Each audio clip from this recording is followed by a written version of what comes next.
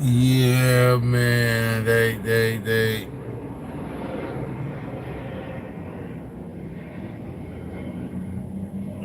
They hating on the stream. You understand me?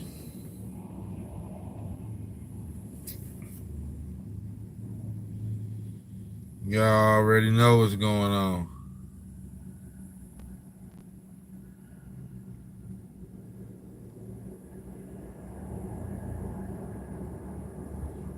Y'all know they hating on the stream though.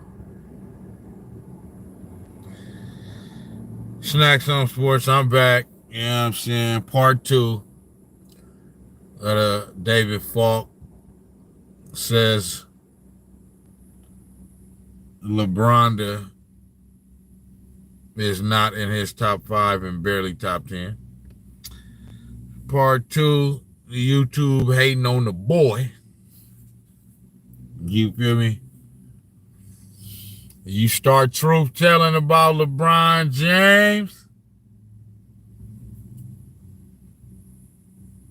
they wanna hate on you, man. But I'm gonna get back to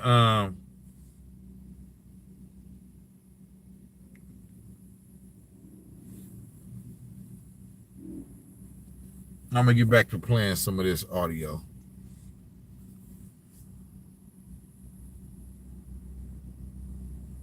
Picked up where I left off.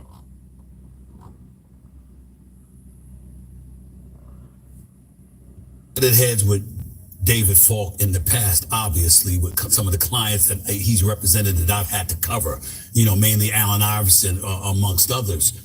And I've grown, over the years, I grew to be very fond of David Falk. I think that he is an absolutely brilliant agent. Yes. One of the greatest in the history of all of sports. Who was a brilliant man, a brilliant businessman, a brilliant representative who I think anybody should want fighting on their behalf, because David Falk is that dude. But I do suspect that when he said what he said, although I agree with him with comparisons directly to Jordan, but nothing else, I thought the rest was insulting to LeBron James. I do get the sense that because of Rich Paul's ascension. It's insulting to LeBron James for hold on, my fault. Yeah, it's insulting to LeBron James for somebody to say, oh, he's a great player. You know what I'm saying? I don't got him in my top 5, though. It's not insulting. Stephen A., you got to stop this shit, man. There's a lot of animus out there because you have old guard agents, old school agents who did things a certain way, cultivated relationships, et cetera, that look at this guy, Rich Paul, and they identify obviously him with LeBron James for obvious reasons.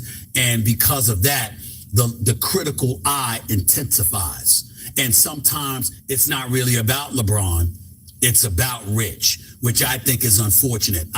Listen, I'm a brother unapologetically. I got nothing but I root for African American agents all the time, because we know there's an abundance of agents out there that are doing their thing. The Bartlesteins of the world and Wexlers and others who are absolutely fantastic. But I make sure to give love to Bill Duffy. I make sure to give love to Aaron and Eric Goodwin. All right. I make sure to give love to the Rich Pauls of the world, because I think it's important to see brothers in those.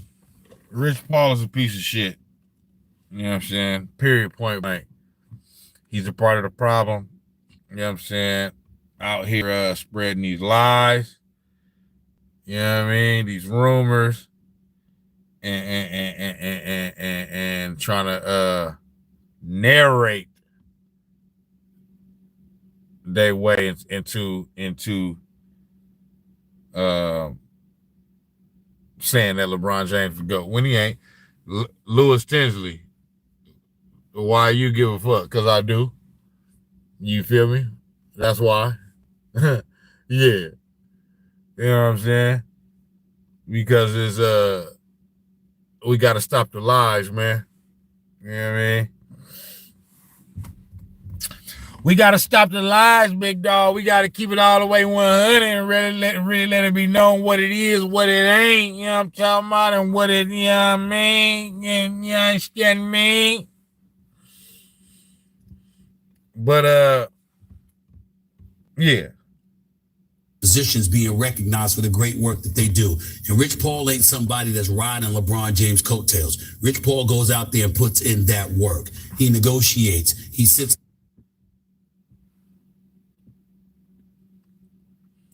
Did this man just say what I think he said? Like John Starks. Did this man just did this? Did this man just did this? Okay. Did you hear what this brother just said? Absolute fucking joke. A travesty. Stephen A. Smith just lied right to our faces. And he cultivates relationships. He has knowledge of what they do. And Rich Paul ain't somebody that's riding LeBron James' coattails. Rich Paul goes out there and puts in that. Rich Paul ain't riding LeBron James' coattail? Well, my brother, what do you call it? That's all I want to know. What the fuck do you call it? He's not riding LeBron James' coattail? Do any of us know who Rich Paul is if it's not for LeBron James? We don't. Without LeBron James, Rich Paul is working at Home Depot.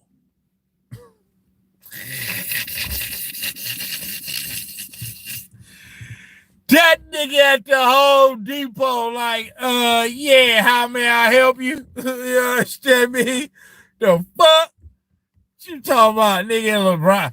Rich Paul ain't riding LeBron James' coattail, nigga.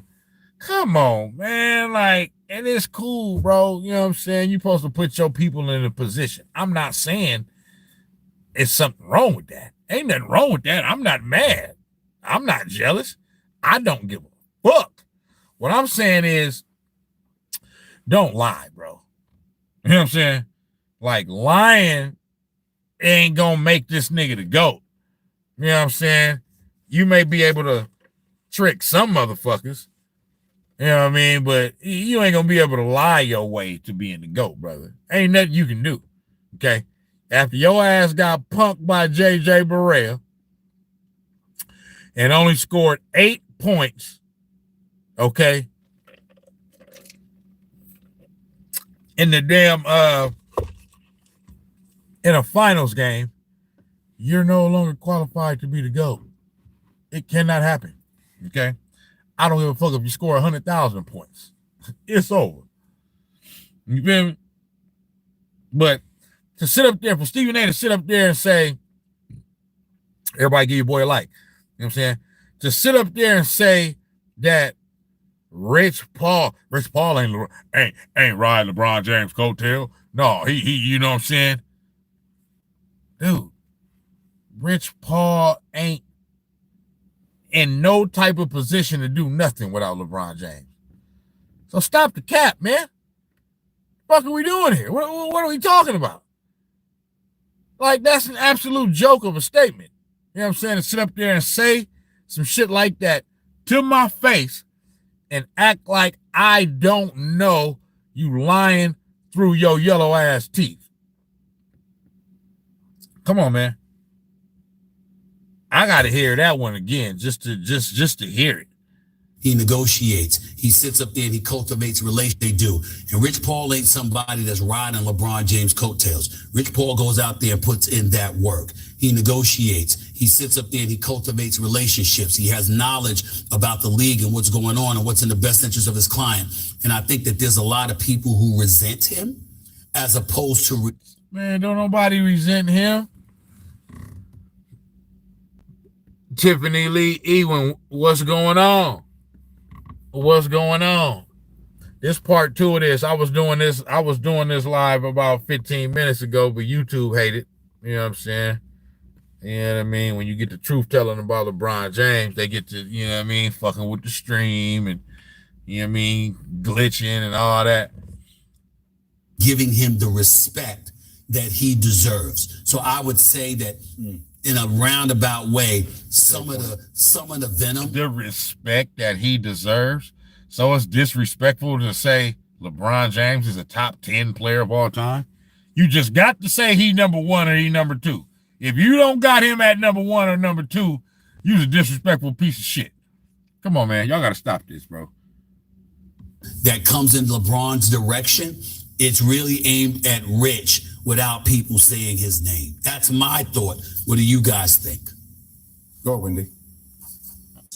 Yeah, the Rich Paul aspect of it is complicated because people don't give Rich credit because he's built an incredible business beyond LeBron. Yes, LeBron got him into the business, but some people never look past that. And in the LeBron Jordan conversation. What you mean some people never look past that, bro?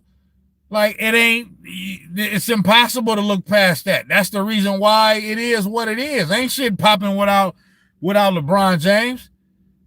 Man, anytime I sit down and listen to Rich Paul talk, I'm like,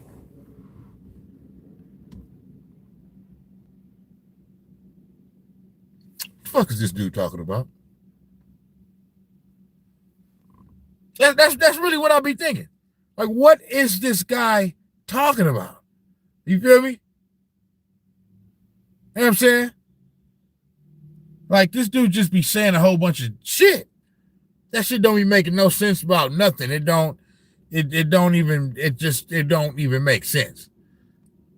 It's just like, bro, what are you talking about, bro? Like, that had nothing to do with what we were talking about.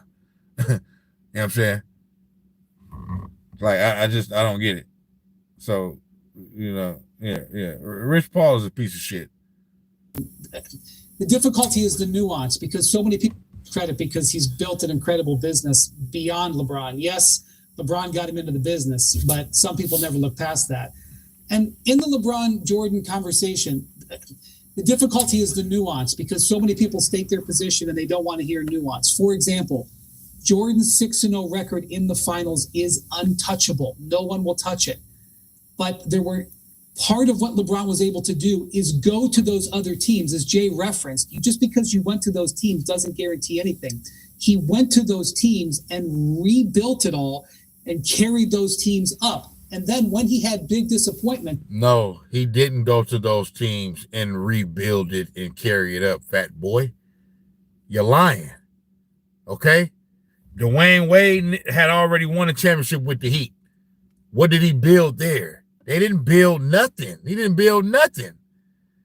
Nigga, you went and teamed up with two other of the top 5 to 10 players in the league, nigga, and thought you was just going to ease your way into not 5, not 6, not 7. Nigga, you barely won 2. So, what is this fat boy talking about? He picked himself up, going to the finals year over year over year, switching teams and rebuilding it up. That's difficult. And no one will ever... It's not difficult, actually, to keep running away from the grind. You know what I'm saying? And it's not difficult. It's not difficult. You didn't... Then, okay. Cleveland. Then you went back to... So Miami, Dwayne Wade already won a championship, finals MVP. They already had Pat Riley, all the shit. You ain't do shit, boy. You just jumped on the bandwagon. Then you went back to Cleveland. Kyrie was there. Nah, they wasn't a good team, but you seen what Kyrie was getting ready to do. Brought Kevin Love over there. Now your ass, you know what I'm saying? SGA Sports Talk Channel. Thoughts on OKC, who have a 3-1 lead over Minnesota? OKC getting ready to win a championship. OKC getting ready to win a championship. That's what's about to go down.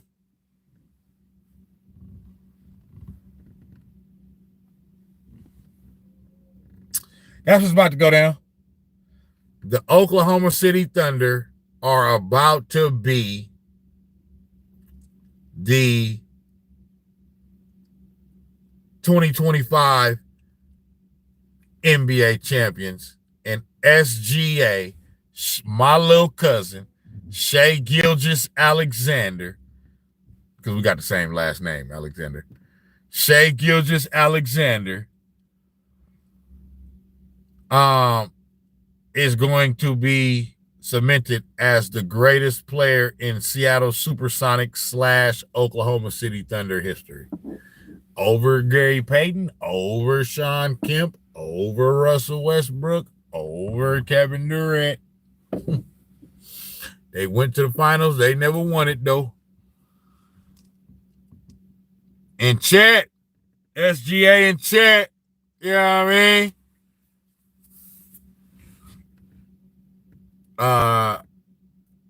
Rambo said Clippers messed up trading SGA. Clippers gonna clipper. Clippers gonna clip. You know what I'm saying? That's what they do. That's all that was. Clippers clipped. You know what I'm saying? They some dumb, stupid motherfuckers for trading that boy. You know what I'm saying? So all they did was clip.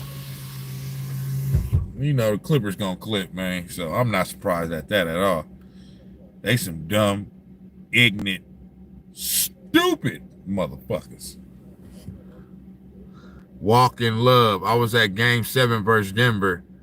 That arena is loud. It doesn't come through the same on the TV broadcast, not even close. I believe you.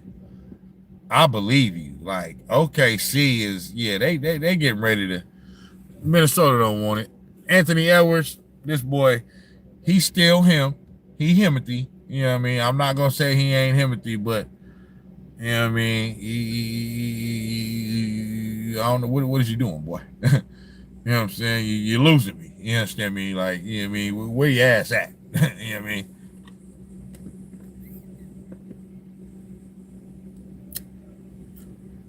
SGA out here playing like the motherfucking league MVP. Your ass, Anthony Edwards, out there playing like the least MVP. I don't understand it.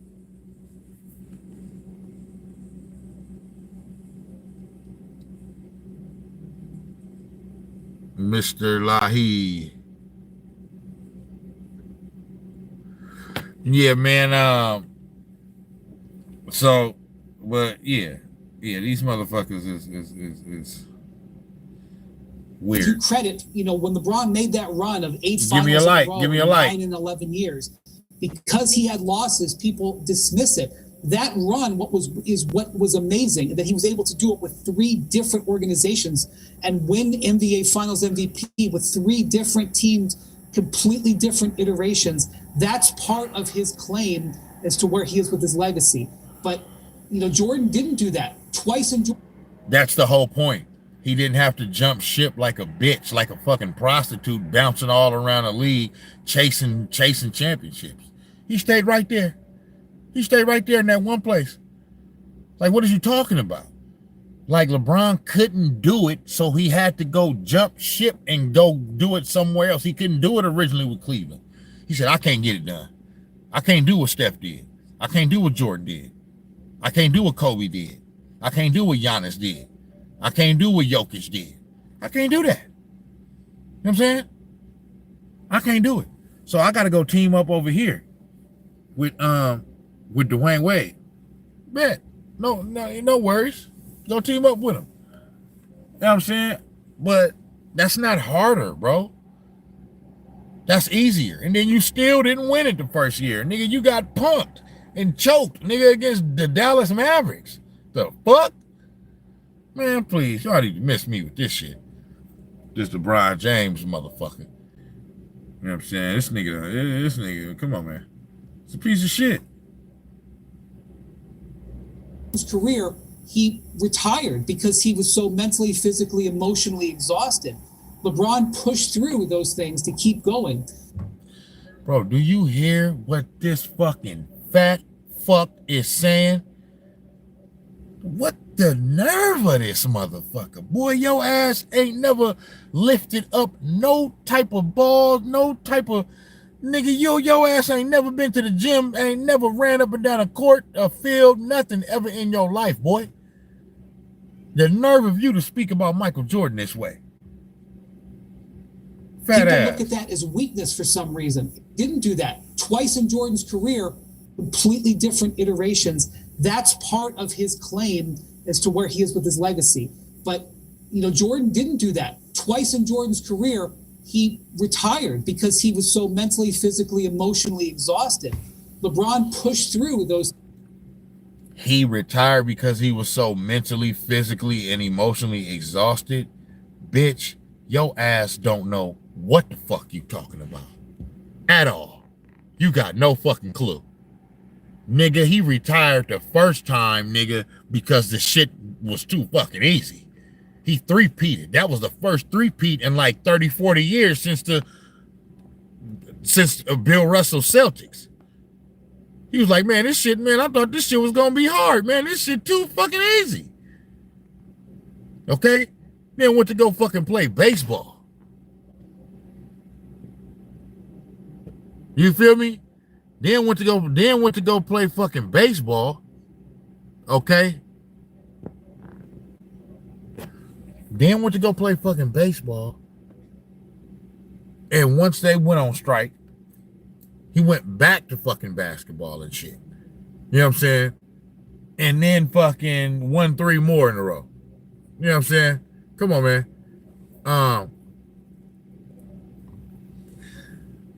Zeus G33, why are you speaking on Wendy like you report any sports?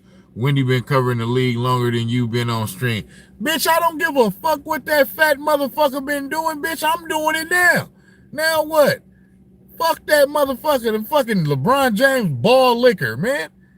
Shit, I don't give a fuck about how long that nigga been doing. Man, that nigga been sucking that motherfucking dick for his whole fucking life. That's all he been doing. It's on his knees gobbling LeBron James motherfucking nuts. Fuck Wendy, fat ass.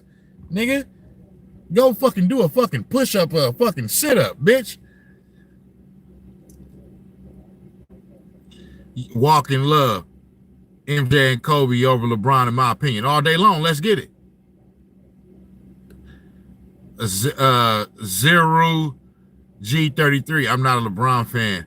You mad about nothing? I'm actually not mad at all. You know what I'm saying? I'm actually not mad at a motherfucking thing. I'm just telling you, fuck Wendy and LeBron James and his bum ass fucking son. Yeah, that's what the fuck I'm saying.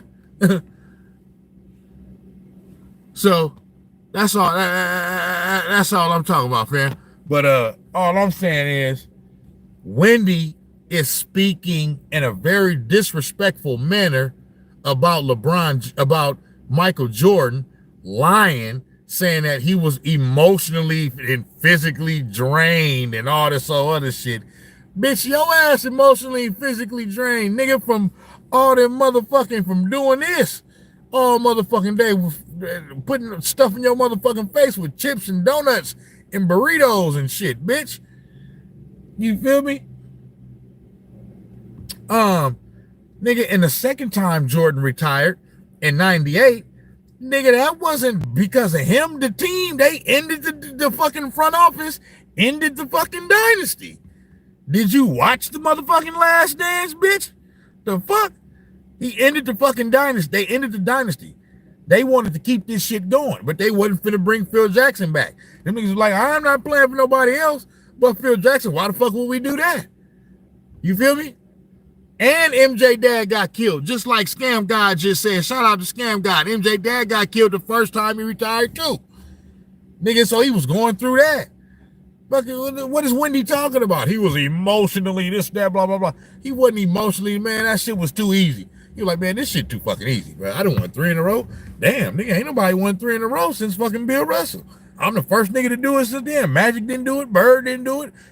Isaiah didn't do it. Moses Malone didn't do it. Julius Erving didn't do it. Jerry West didn't do it. Wilt Chamberlain, Wilt didn't do it. You know what I'm saying? Walt Frazier didn't do it. I'm the first nigga to do it. This shit easier than a motherfucker. Man, let me go see, man. Let me go play baseball real quick and shit. You know what I'm saying? Let me go play baseball and see if I could go take that shit over or something, man. This basketball shit too easy. Then once baseball went on a strike, he said, I guess I'll go back. Win 3 more in a row. Fuck it. You know what I'm saying? Might as well. You feel me? So, you know, Wendy, the thing I don't like about it is, see, this is narrative driven. This is all these bronzexuals and LeBron James minions in the media trying to spread this narrative and create this narrative and spew these lies and all this shit talking about, oh, LeBron James pushed through. And nigga, he pushed Jordan, bro. Jordan was all about winning. When he felt like it got too easy to win, he needed a new challenge. So he wanted to go do something else. That's not the same for LeBron James. LeBron James is chasing the ghost of Michael Jordan. Michael Jordan wasn't chasing the ghost of nobody. He was just trying to win. That's it. So that's the reason why LeBron James ain't retired, because he's still trying to fucking catch up to Michael Jordan. 23 years and you still ain't caught the nigga? And Jordan did everything he did in 13 years. Come on, man. Stop playing, bro. Like, y'all niggas, y'all got to stop this shit, man. You know what I'm saying? If you wasn't old enough to see Jordan and LeBron both play, shut the fuck up. Don't come in my chat saying nothing to me, man. LeBron James is a piece of shit. Things to keep going. People look at that as weakness for some reason. It doesn't seem to make sense, but I also understand that Jordan believes is being untouchable. And that's what Falk is doing here. Falk is not crediting LeBron for the difficulty of what he did. He's dismissing it because his record isn't as perfect as Jordan's. And Stephen A., just one last point here. This nigga star Beyonce Bron ain't think about Jordan. What the fuck? Boy, your ass is lost. Your ass, they got your ass fooled in a motherfucker. Boy, that's all he think about is Michael Jordan. Nigga, what the fuck? No, it's the opposite. Jordan ain't think about him. You feel me? Like, bro, Jordan is a whole different, it's just different, bro. Like I said, the debate I'm willing to have is Kobe versus LeBron. That's a real debate. Kobe versus LeBron is the debate. If you want to pick LeBron, pick LeBron. I'm taking Kobe. But LeBron, Jordan, he's not on Jordan's level, bro. You feel me? And he hasn't passed Kobe. He hasn't passed Magic. He hasn't passed Kareem. I'll take Larry Bird before I take LeBron James. You know what I'm saying? So I'm just saying, bro. Because I would agree with your sentiment on that. I think there is an additional aspect of that as well. It's Rich Paul also represents the player empowerment movement. Hey, ATV 911 say Tatum dunked Tatum dunked all on LeBron and looked at him and screamed in his face, nigga. They never did that to Michael Jordan, nigga. Never. John Starks barely got one little dunk on him, kind of, you know what I'm saying? It was him and Horace Grant. You feel me? But, nigga, that shit, man, please. LeBron James be getting all type of disrespected, bro. They don't respect that, man. They don't respect LeBron James. They like, bro, that nigga's a bitch. We don't give a fuck about that nigga. We ain't scared of that nigga. Jordan, man, Jordan had niggas scared, nigga, to play, nigga. You had nigga, everybody, nigga, go, bro, just go watch it on YouTube. It's on YouTube, bro. They said, man, shit, man. For the night before I play Jordan, man, I gotta get a full night of sleep, man. I'm up all night thinking about this nigga, man. Like, damn, I gotta guard this nigga tomorrow. This nigga finna bust my ass. Yukino said Kobe isn't in my top 5. You's a dumb, ignorant, stupid son of a bitch then. No, I'm just fucking with you. I'm just fucking with you. But yeah, nah, Kobe is definitely in my top 5. So yeah, you know what I mean? You know what I'm saying? I know crack kills, brother. Scam guy said cap. That's cap like a motherfucker, man. Anybody who ain't got Kobe in their top 5, you must be a bronze sexual. Yes, Kobe in my top 2. Say in my top, that motherfucker in my top 2, bitch. You know what I'm saying? The only player that I seen that's better than Kobe Bryant is Michael Jordan. You feel me? That's just me. You know what I mean? That's just me though. You know what I mean? I know everybody, but like I said, I'm not mad if somebody want to say, you know, Magic over Kobe, Kareem, or LeBron. You know what I mean? LeBron. I'm not mad at that. You know what I'm saying? But I got Kobe. But when it comes to Jordan, nah, bro. You know what I mean? And I just don't like how Brian Windhorse, fat ass, you know what I'm saying, just tried to motherfucking you can't say I take Duncan over Kobe. Come on, bro. I fuck with Duncan, but nah, bro. It's Kobe over Tim Duncan, bro. Like, stop it, bro. But Tim Duncan is that nigga. Tim Duncan is the most slept on all-time great ever. Tim Duncan is the most slept on top 10 player ever. You know what I'm saying? That motherfucker right there is top 10 like a motherfucker. You feel me? You know what I'm saying? But nah, I gotta go with Kobe. I gotta go with Kobe over Tim Duncan, bro. You know what I'm saying? They both got the same amount of rings, and Kobe, I just like his game better, bro. Like, I'm sorry, you know what I'm saying? Tim Duncan got that fundamental, got that simple ass shit. You know what I'm saying? It was effective. It worked like a motherfucker. I'm not saying it didn't work. That shit worked like a motherfucker, especially against LeBronda. Shit worked twice. Shit should have worked 3 times if it wasn't for Ray Allen. Nigga, if it wasn't for Ray Allen, your ass would be 0-3 against Tim Duncan, bitch. You feel me? But Duncan did what Kobe did and more. How you figure that? How you figure that? Don't say MVPs. Y'all know Kobe got robbed about 2 or 3 times on them MVPs. So I don't want to hear that shit. You know what I'm saying?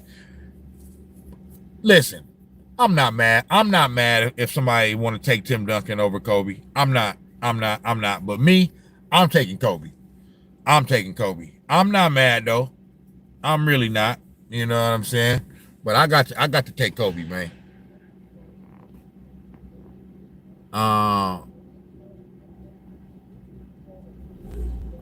ATV said where I put Wade at. So when it come to Dwayne Wade, I got him as the 3rd best shooting guard of all time after Jordan and Kobe. And as far as all-time player,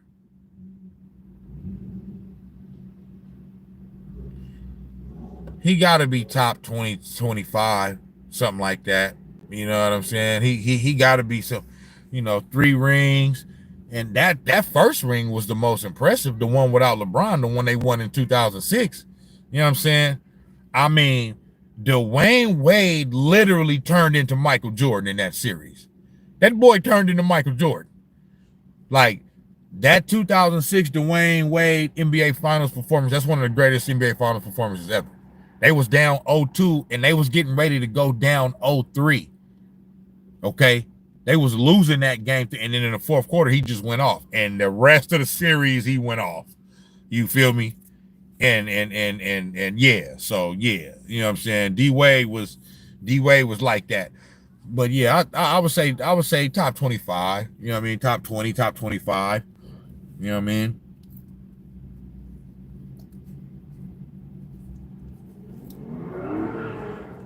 Something like that. You know what I mean? Maybe even top 15. You know what I'm saying?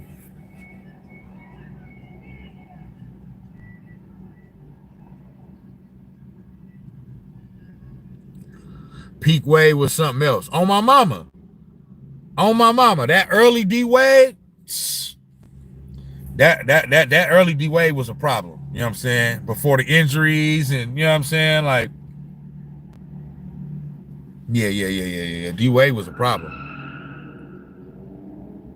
Scam guy said top 15. I'm just saying, I mean, the only reason why I'm saying that is because once you start getting to from like the 16 to the 20 range, there's a few players that I put in there that didn't win championships. Like I think Charles Barkley is top 20. You know what I'm saying? Right? Karl Malone. Karl Malone is top 20, bro. He like, bro, like, I'm sorry, bro. Like Karl Malone has to be a top 20 player of all time, my nigga. He was the second leading all-time scorer for the longest. Nigga, only motherfucker that was ahead of him was Kareem Abdul-Jabbar, and it was like that for hella fucking years until LeBron passed him and then passed Kareem. You know what I'm saying? So like, and he won MVP. I think he might have won 2. I know he won 1 for sure. I know he at least won 1 MVP. He might have won 2 MVPs. Yeah, Karl Malone. So championship or not, I got Karl Malone in my top 20. I don't give a damn. You feel me?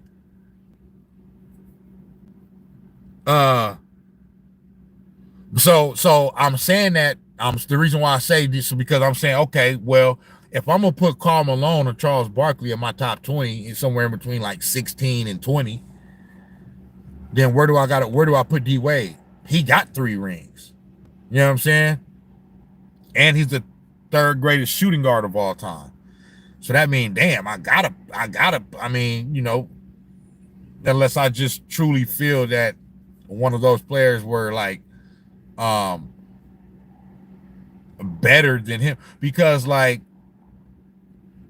with Karl Malone, I know it was him and John Stockton, and I know they didn't win a championship, but they went to back-to-back finals, and then and a lot of other years they made it to the Western Conference Finals. You know what I'm saying? And he was the driving force. You know what I'm saying? So yeah, and you know, but that's why I say I don't know. I got D-Wade somewhere anywhere between like top 15 and top 25. You know what I mean? Yukino says, why don't I have LeBron higher than Kareem? Dude, because Kareem has more rings and more league MVPs. He got 6 and 6. And he's still the second all-time greatest scorer. He held that fucking record for like 39 years and shit. You know what I'm saying? So for me, this is how I judge it, bro. Like, I'm old school, bro. Like, for me, winning matters. It's the most important thing. And how you win matters, right? So the fact that, and then so then when you're an all-time great player, like the all-time greats, all of them are great, bro. So when you want to start to separate, you gotta like nitpick at certain shit because they all great. So what's going to separate? Well, what separates it is who got more rings, who got more this, who got more. So you know what I'm saying? Like for me, Kareem Abdul-Jabbar has 6 rings, bro. Okay, and he has 6 league MVPs. And then as far as finals MVPs, I know he got 2 at least, and he might even have 3 or 4. I'm not sure exactly how many, but I know he got 2 at least. You know what I'm saying? And I know the NBA is the NBA, so I don't want to, but I mean, and then not to mention, bro, what he did in college. Nigga won in college. Nigga won in high school. I mean, so for me, that's the reason why. You know what I'm saying? Everybody that I have above LeBron James, they all have more rings than him except for one. And that's Larry Bird. Larry Bird only got 3. But I'll take Larry Bird over LeBron James. It's the mentality. You know what I'm saying? And I seen how LeBron James got his. You know what I mean? And LeBron James can be like, bro, like he can be stopped, bro. He can be stopped. You know what I'm saying? And a lot of his trips to the finals, bro, like the context gets thrown out. The context of all of the great players that he played with, okay, they somehow get discredited and all the credit goes to him. I don't know how this happens, but it does. You know what I'm saying? And then another part of the context that gets thrown out is that Eastern Conference for all of those years was weak as fuck, bro. I'm sorry, it just was. LeBron James had an easy path to the. He is a great player, so I'm not saying he's not a great player. You should have made the finals all them years with the stacked teams that you was playing on. Like, come on, man, stop it, bro. Some of them teams that the Miami Heat, the Heatles, were playing in the first and second round of some of those championship runs, those playoff runs. Come on, man. You know what I'm saying? Grady McDaniel say facts. Facts. My dog Kobe is king next to MJ. Like, bro, I YouTube has educated me a lot, bro. I watch a lot of motherfuckers' channels, bro, and there's a lot of motherfuckers that like I just get on here. I just know the game. I grew up playing sports, mainly basketball. I played a little football, you know what I'm saying? But I grew up playing since very young. So I know the game. I grew up watching it. I've been watching it my whole life, you know what I'm saying? But it's other motherfuckers on YouTube that they actually like break down like numbers and stats, and they actually, and Scap Attack, okay, Scap Attack is one of the YouTubers, bro, that I've learned a lot from him. It's like things that I already knew Kobe. I already picked Kobe over LeBron, Jordan over LeBron, all that other stuff. But he'll break down like in some of Kobe Bryant's championship runs, the amount of like 50 and 60 win teams that Kobe Bryant had to beat in order to win those championships versus the amount of 50 and 60 win teams that LeBron James had to win en route to his championships. And it's not even close. Kobe's whole career, all his championship runs, bro, all of them were some of the most hardest championships to win, bro. All you got, the numbers are there, bro. You know what I'm saying? So I'm not trying to take away nothing from LeBron James' career, bro. I'm just saying that to me, his shit is a little bit over. He's a great player. He's accomplished a lot. You know what I'm saying? All that. I'm just saying for me, it's just, you know, I'm just not one of the ones that just stamps him as, yeah, he's the GOAT or number two. He's not the GOAT or number two for me. You know what I'm saying? He's not even in my top 5. He in my top 10. He ain't in my top 5 though. You know what I'm saying? He's barely outside my top 5, like number 6 or 7. You know what I'm saying? That's where I got him. You know what I'm saying? The motherfuckers, you know what I mean? When you say that, then you say the motherfuckers that you got ahead of him, motherfucker act like you just like I got motherfucking Robert Ory or fucking Mitch Richmond or somebody ranked ahead of him. Nah, I'm talking about Jordan, Kobe, Magic, Kareem, Larry Bird. Those are fucking 5 Pantheon players, nigga. Jordan, Kobe, Magic, Kareem, Bird. Those are the 5 players that I have above them. Now, I can make a case for Tim Duncan. I can make a case for Steph Curry. I can make a case for Shaq, Bill Russell. You know what I'm saying? Come on, bro. Like, I can make a case for about another 3 or 4 players to be ranked higher than him. Period. You know what I'm saying? Give your boy a like, though. You know what I'm saying? Give your boy a like, subscribe, share, and all that. You know what I'm saying? Fuck with your boy. You know, my top 5, Jesse the Stallion said, what's my top 5? My top 5 is Jordan 1, Kobe 2, Magic 3, Kareem 4, Bird 5. That's my top 5. You feel me? That's my top 5.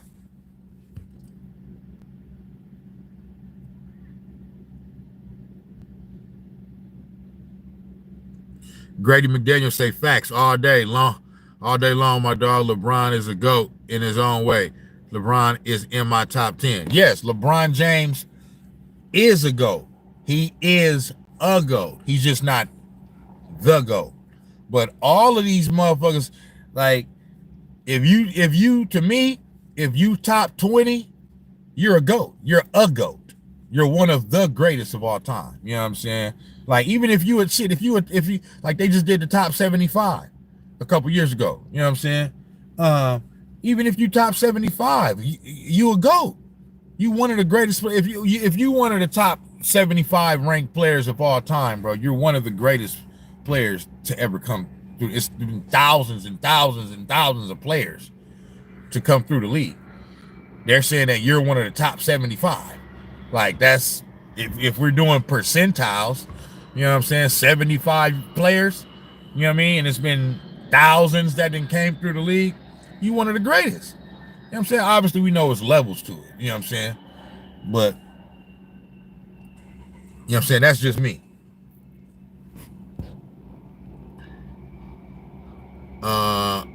Grady McDaniel said my top 5 is Jordan, Kobe, Magic, Dr. J, and Kareem. I ain't mad at that. I ain't mad at that at all. Rambo said they left Klay Thompson out the top 75. I didn't like that. Now, I'll say this real quick about the top 75. This is what I would have did. It's 2 players I would replace. Okay? Those 2 players are Damian Lillard and Anthony Davis. Okay?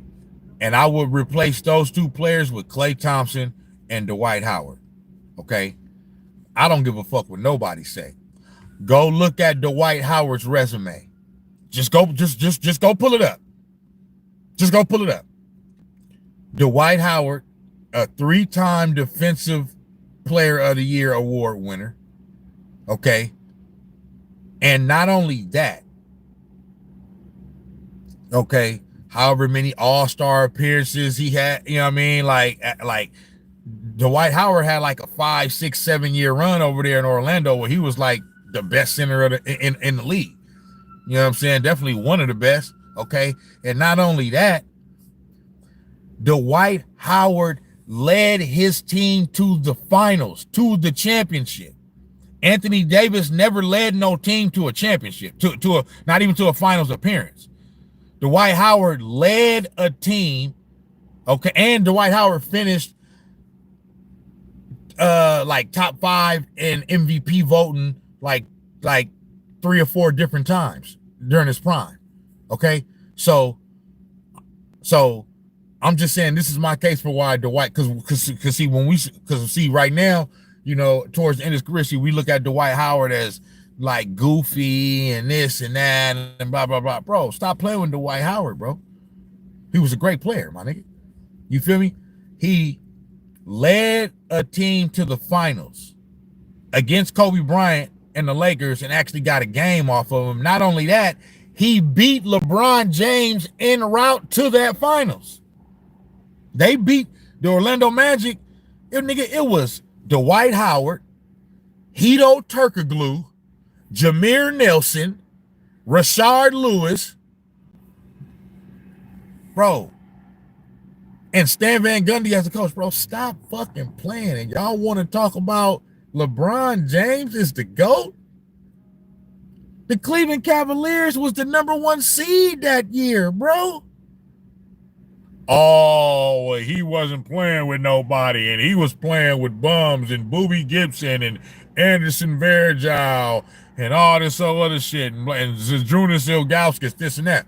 I didn't hear none of that when they was winning all them games in the regular season, winning 60+ games. But all of a sudden, when he lose, he ain't got enough help. Come on, man, stop it, bro. That's what I'm saying. They don't make those excuses for other great players. You know what I'm saying? You was good enough to get there, but all of a sudden when you get there and you lose, now it's everybody else's fault? Nah, bro. You got there, you wasn't good enough, you choked. You know what I'm saying? But yeah, Dwight Howard beat LeBron James and the Cleveland Cavaliers. That's when Nike had the puppet promo. I don't know if y'all remember, but remember Nike was before it was like 2 rounds before the finals. Nike had already started promoting like the Kobe. They had already started promoting Kobe versus LeBron. It was a Kobe puppet versus the LeBron puppet. And they were saying that this was going to be the fight. It was supposed to be Lakers versus Cavaliers. Kobe did his part. Kobe did his part. He got his team to the finals. LeBron, where's you at? Where you at? You know what I'm saying? The Sprite shit. Or it might have been Sprite. No. This what I'm talking about was Nike, though. It was a Nike promo. And it was the puppets. You feel me? It was because both of them was with Nike. You know what I'm saying? So it was the LeBron puppet versus the Kobe puppet. And they was already promoting it before in like the second round, they was already start to promote it. So they was already, you know what I mean? And Dwight Howard was like, nigga, I took that as mad disrespect. He was like, oh yeah, nah. So Dwight Howard was like, nah. So I'm saying, bro, like, bro, you lost to, come on, bro. Like, you can't be the GOAT, bro, and you lose to that team, bro. Hedo Turkoglu, Jameer Nelson, Rashard Lewis, Rafer Alston. You feel me? You like. And the Pacers now in the driver's seat in this series. You heard game 4 here on it. You know what I'm saying? Yeah, it was Nike. Yep, it was Nike. I remember it was Nike. Jaro Alexander say Jordan forever. Come on, man.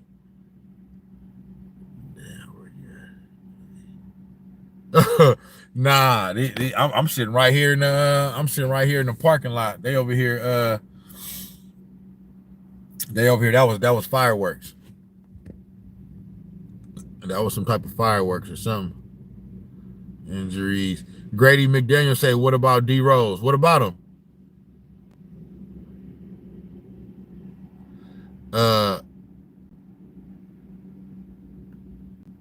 Yeah.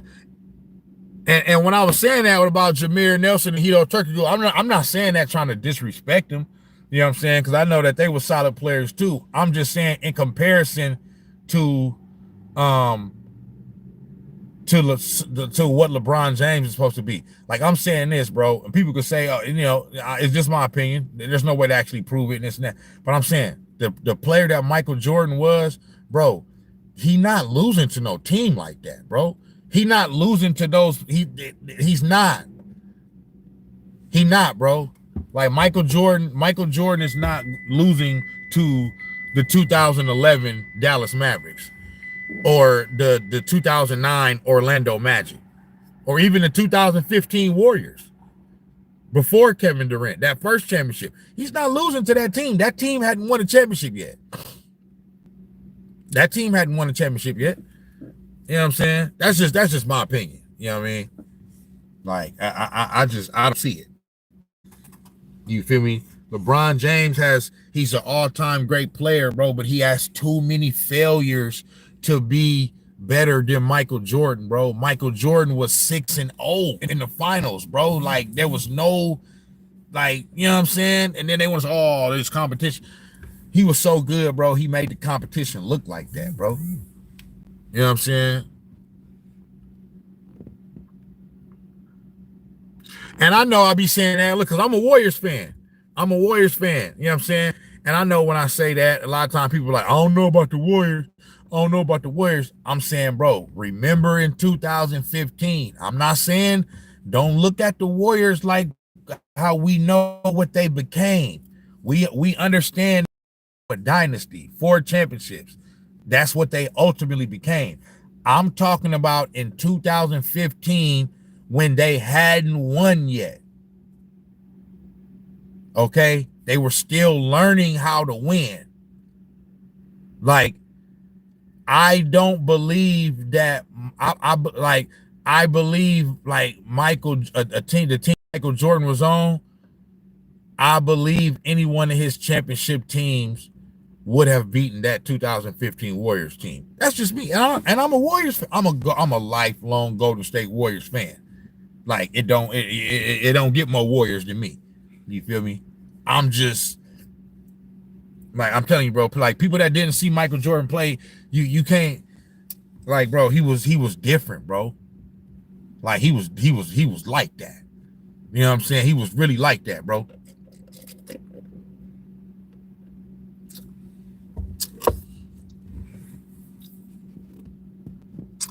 Solo Lager said, when did Jordan? So Jordan retired in 93 after his first three-peat, went to go play baseball, came back, won 3 more championships in a row, then retired in 98, but not because he wanted to retire, because the front office, Jerry Krause, rest in peace, but it was a dumb fucking move. They came to their wits end with Phil Jackson for whatever reason. I don't know. Now that's delusional. A lot of time, I don't know what be going on with these front offices, but they be thinking like they can rebuild this shit over again. Bro, no, you can't. No, you can't.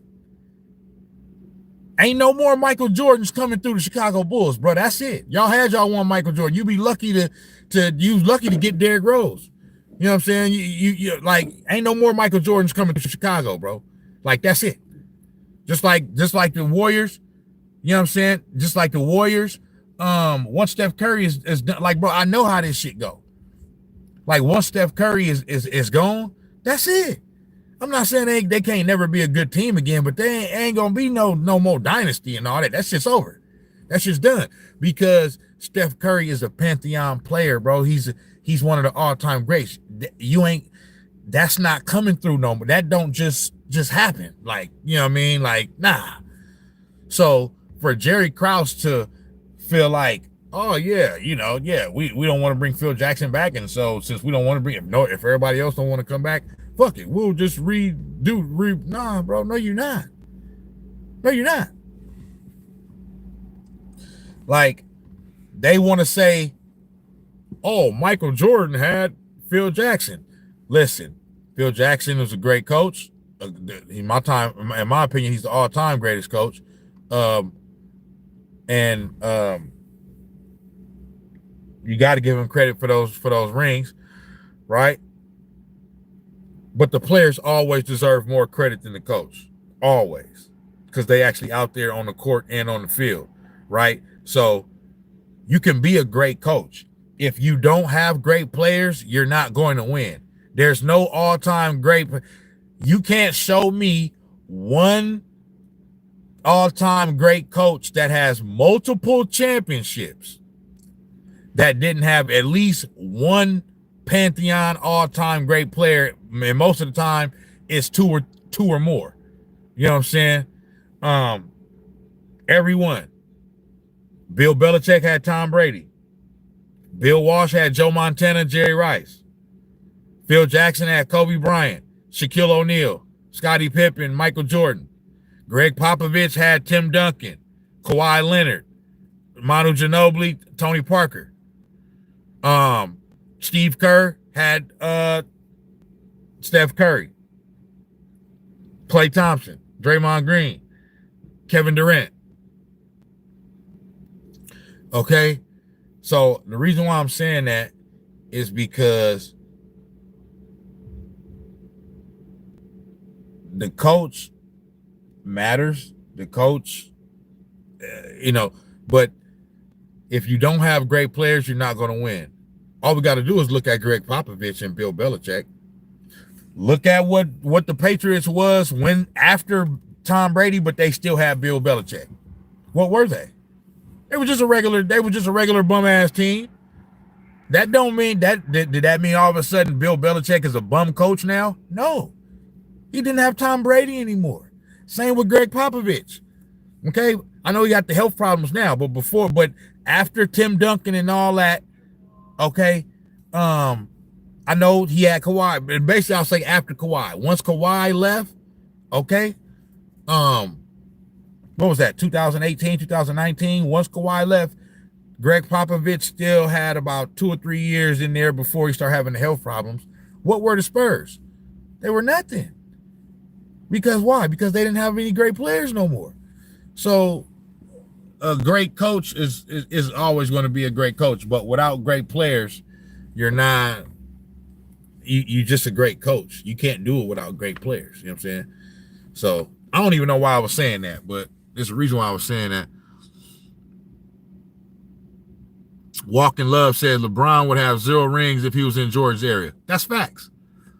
That's facts. That's facts.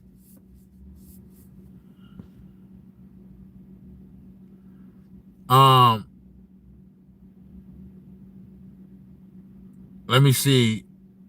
I'm not sure. Okay, he said LeBron could never be MJ. He had the moments, but these motherfuckers don't understand. They don't understand, bro. They don't understand CFR. You feel me? 2015 was sick. I loved it. Watch my Warriors. Like, y'all gotta understand, the Warriors was my whole life, bro, growing up, bro. Like, the Warriors was the Warriors is like what the Charlotte Hornets is right now. I mean, every year we was so imagine, bro, seeing my team win that first championship, bro. Like, I was good with that. Then they turned into a dynasty. That was like, it's just ridiculous, bro. I've been so spoiled. I've been as far as a Bay Area fan, I've been to all 3 Giants parades, 2010, 2012, 2014. We had 4 Warriors parades. I went to the first 3. I didn't go to the last one in 2022. I just wasn't tripping off of it. You know what I'm saying? So I've been to 6 parades, bro. You know what I'm saying? And even the Niners, we haven't won a championship since the 90s, but we've been to 3 Super Bowls, so it's been a lot of success. You know what I'm saying? So we've been spoiled out here in the Bay since like 2010. You know what I'm saying?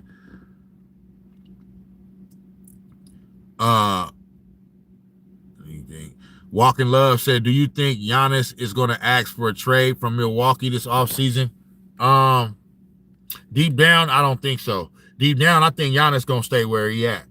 You know what I'm saying? I may be wrong, but I just feel like, I don't feel like he's going nowhere. Rambo said he lost in 07, no help. He lost in 11 with help. I mean, there you go. You know what I mean? And I won't even say in 07 he didn't have no help. You know what I'm saying? But I get the point. You know what I'm saying? I do get the point. He was obviously was the driving force of the team. But you know what I'm saying?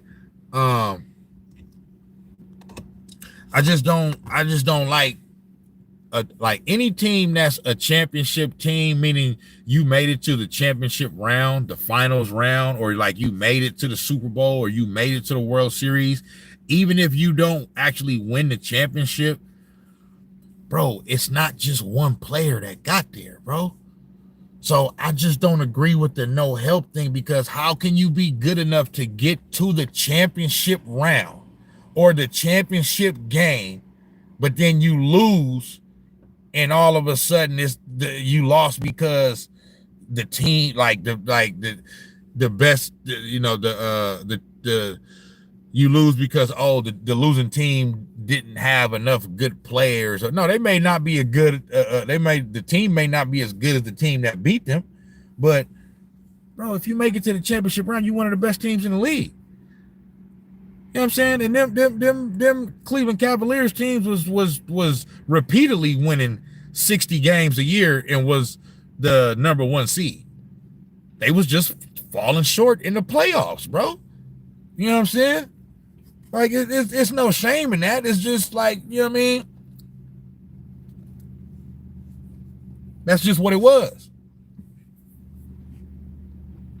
The CFR said Giannis definitely needs to go. Now, I'm not mad if he leave. You know what I'm saying? Like, do your thing. You know what I'm saying? Because the reason why, too, is because Giannis, like Stephen A. said, he already fulfilled his obligation. He brought a championship to Milwaukee. Their first championship since fucking Lou Alcindor and Oscar Robertson in the fucking, what was that, 1969 or 1970 or some shit? So yeah, Giannis brought a championship to Milwaukee. So I wouldn't be mad if he goes somewhere. You know what I'm saying? I wouldn't be mad if he goes. But the thing is, see, he don't have to chase it though. He may want to, now if he just want to just leave, just he feel like I came here, I brought a championship here, I just want to go somewhere else now. You know what I'm saying? And try to win a championship somewhere else. I'm all cool with that.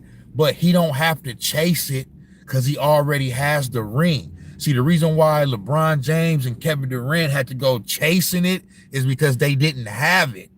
He did what they didn't do. He brought a championship to the team that drafted him. Now, I understand LeBron James came back to Cleveland and got a championship in 2016, but that's after he couldn't get it done the first time, had to go leave, go somewhere else, learn how to win, and then came back. You know what I'm saying? So it's still, even though it's the same team, it's essentially like a different team. You feel me? It's the same franchise, but it was a different team.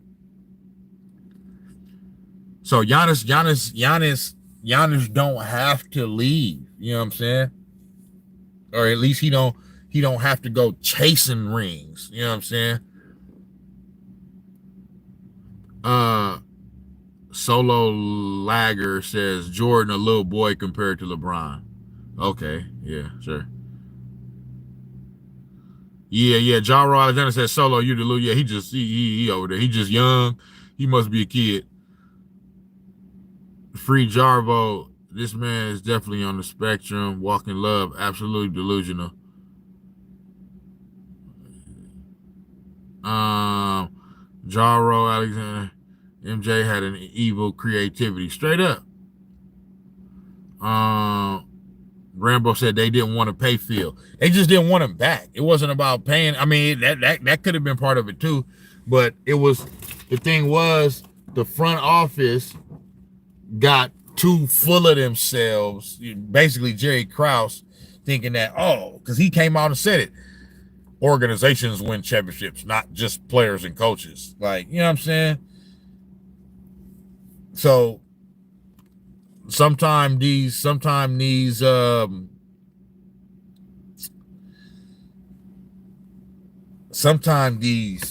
front office, because it happened to the Niners with Jim Harbaugh. Same thing happened. They got full of themselves. The first time the Niners have been good in a long time, and it was single-handedly because of Jim Harbaugh. But for whatever reason, they felt like they could continue the success on without him, and they was wrong. So sometimes front offices get in the way. You know what I'm saying? And that's what happened with Jerry Krause. He got in the way. Because who's to say that the Bulls wouldn't have won another championship in 99? And then not only that, this is one thing that people forget. The Bulls won their last championship in 98. 2 years later, in the year 2000, Phil Jackson was with the Lakers winning their first championship in the year 2000. So if the Bulls keep Phil Jackson, the Lakers dynasty, the Kobe Shaq dynasty probably don't happen. You know what I'm saying? It's crazy how that worked out. Phil took 1 year off after winning a championship in 98, took the 99 year off, and then went to the Lakers and then won a championship over there. Won 3 in a row. 2000, 2001, 2002. Phil Jackson is just, guys, fucking ridiculous. Walking love. Thunder is going to be a problem to deal with the next few years. They're just getting started. I promise. They still got a lot of picks and young players to make whatever adjustment necessary. I totally agree.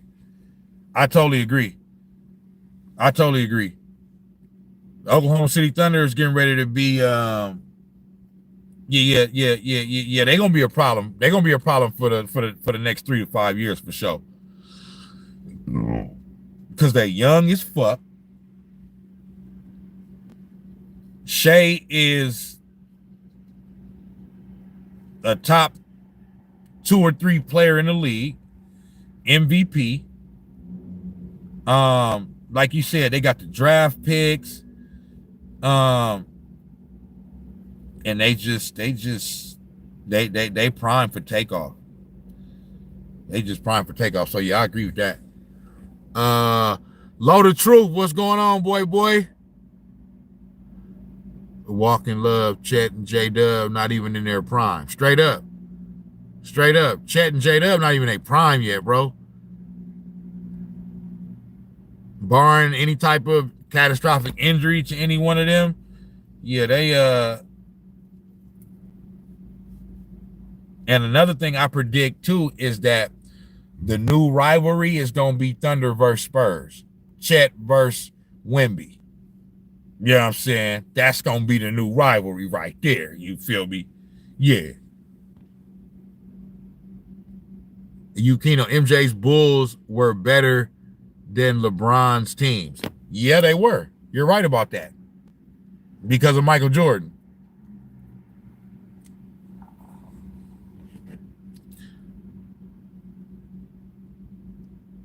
The fact people still think Jordan is better due to rings is wild. What else fucking matters, bro? What else fucking matters?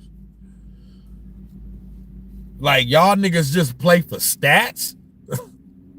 That's it. I had 36 points, 11 rebounds, and 10 assists. Oh, but we lost. Y'all niggas play for stats. Nigga, it's about winning. That's how you become the GOAT. Tom Brady ain't the GOAT, nigga, because he got stats. He's the GOAT because of 7 rings, bro. The fuck? Y'all niggas be wow. You young niggas, boy. You YNs.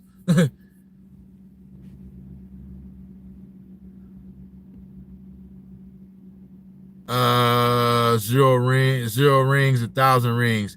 He's still better than Jordan. Okay, that's your opinion.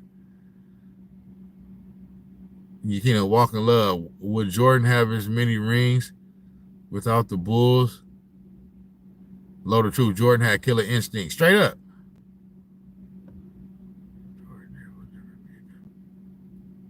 Solo Lager says, we have a copy of Jordan. There will never be a copy of LeBron. Yeah, because don't nobody want to play. Who want to play like that? He's not a skillful player, bro.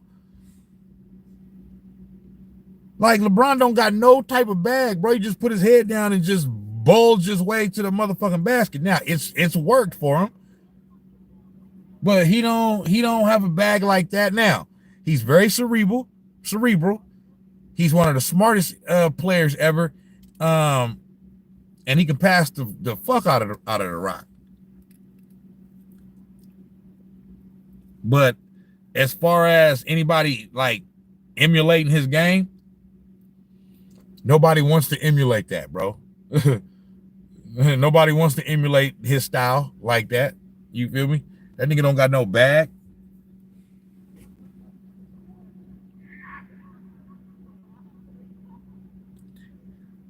And on top of that, now that I'm thinking about it, I disagree.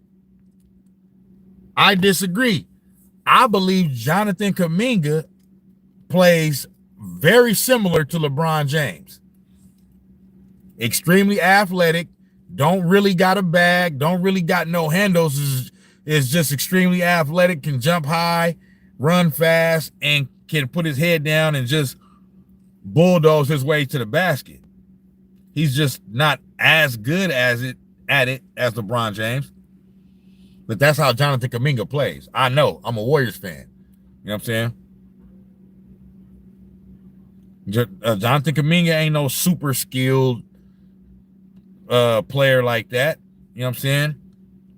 And just like LeBron James early in his career, he's not a great shooter. So obviously he doesn't have the name recognition of LeBron James. So when I say that, a LeBron James fan will be like, Jonathan Kuminga, get the fuck out of here. Da, da, da, da. If you watch Jonathan Kuminga play and what, you know what I'm saying, his game is similar.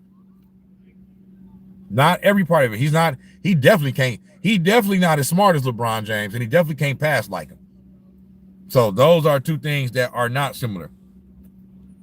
But as far as when it's time to get a basket, and do you have like LeBron James don't have exceptional ball handling skills, and You know what I mean? Great footwork and, you know what I mean?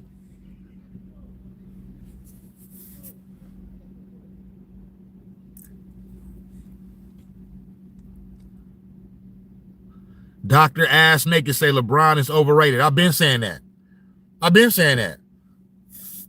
That don't mean he's not a great player. That don't mean he's not an all-time great player. He can still be overrated. LeBron James is overrated. Period, point blank. I believe he's the most overrated athlete of all time. If anybody is more overrated than him, it's his son. You feel me? LeBron ain't getting no more rings. Everybody know that. Walking Love say D-Wade was a bad motherfucker. Kyrie too, and the Heat and Cavs team was relatively deep. So yes, I think MJ would win on those teams, especially when Solo Liger says MJ not doing shit, just like Kobe. All this glaze. Bro, why do you have so much faith?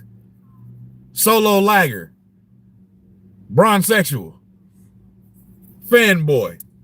Why do you have so much faith in someone that has failed so much? And you have so little faith in those that have succeeded so much? Ain't that kind of backwards and shit? You know what I'm saying? That shit's kind of backwards. I'd rather put my faith in the nigga that win. You know what I'm saying? Bron and KD. Yukino said Bron and KD are not equal here.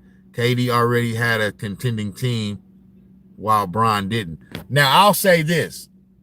When it comes to Bron and KD is a much more skilled player, but I would take LeBron over Kevin Durant, because if I'll talk shit about LeBron James rings, Kevin Durant has two of the most hollowest rings any superstar athlete could ever have. Like, they count for the other Warriors that was there, Steph, Clay, and Dre. For Kevin Durant, that shit don't count. Boy, your ass didn't go through no fucking struggle. Them boys did all the hard work. They laid the foundation. All you did was come in and jump on the bandwagon. You know what I'm saying? Like, yeah, oh, well, what about the finals MVPs? Kevin Durant won or two finals MVPs. Did you hear Ty Lue? Ty Lue said that when we play the Warriors, my defense is geared towards blitzing Steph Curry. We're willing to leave Kevin Durant one-on-one. We know how great he is. We understand he's one of the greatest scorers of all time, one of the greatest players of all time. We get that. However, this other guy over here is what makes the engine go. He is who we got to stop. You know what I'm saying? Or at least get in front of. If we don't stop Steph Curry, we don't got no fucking shot. I say that to say that's the reason why he got the finals MVPs, nigga. Is because they was making sure that Steph Curry don't go off. So, and not only that, Kevin Durant, you need to take the lead. You're the one that needs the championship. We already won one. So you the one that's in dire, desperate need of a championship. So yeah, you need to take the lead and lead us to this championship in this finals. We already beat LeBron James.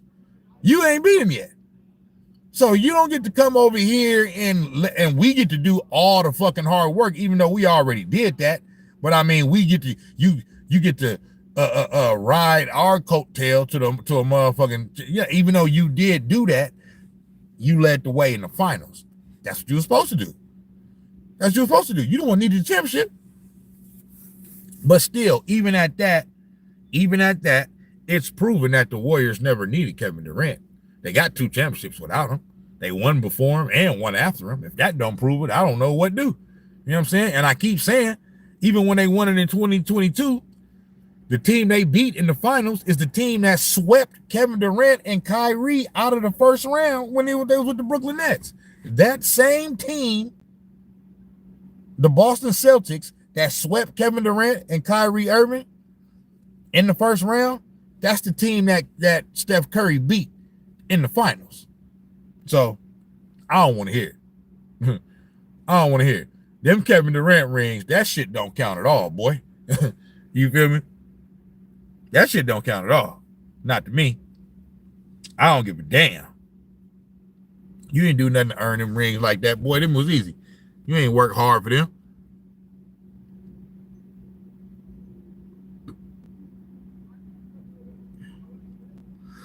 JD said, yeah, but who did LeBron match up with in the finals when he was on the Cavs? The dynasties. Bro, like I've been saying, the Warriors turned themselves into that, bro. They turned themselves into that. All them players was drafted. All them players was not. Steph, Clay, and Dre was not expected to be what they ended up becoming. So the Warriors weren't just this unbeatable team at that time that it's just impossible to beat. They ended up becoming that. But they wasn't like that at first. You supposed to be LeBron James. You supposed to be the GOAT. How you lose to little old Steph Curry? And he was little back then. Scrawny than a motherfucker. Busting your ass.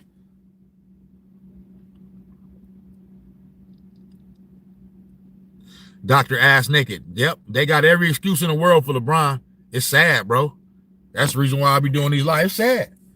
You know what I'm saying? It's the reason why LeBron got so many detractors out here, bro. Just go through the landscape of YouTube, bro. You got so many motherfuckers going in on LeBron, bro. It's because motherfuckers see through the bullshit, bro. You know what I'm saying? Everybody see through that shit, bro. You know what I'm saying? Motherfuckers see through that shit like a motherfucker.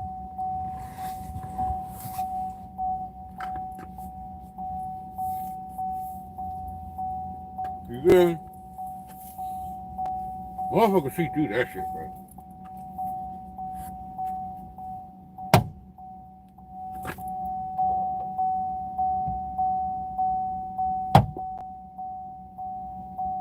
Oh no. Did I get it?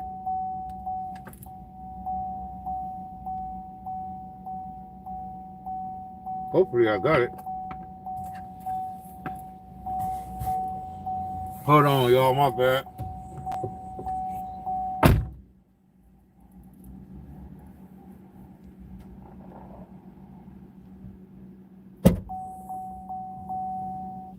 Yeah, man, like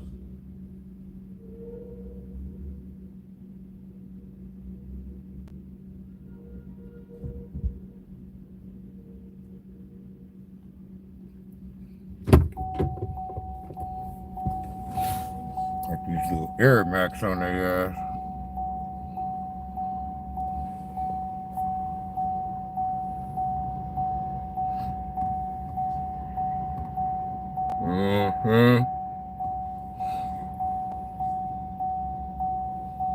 I don't even wear neon green.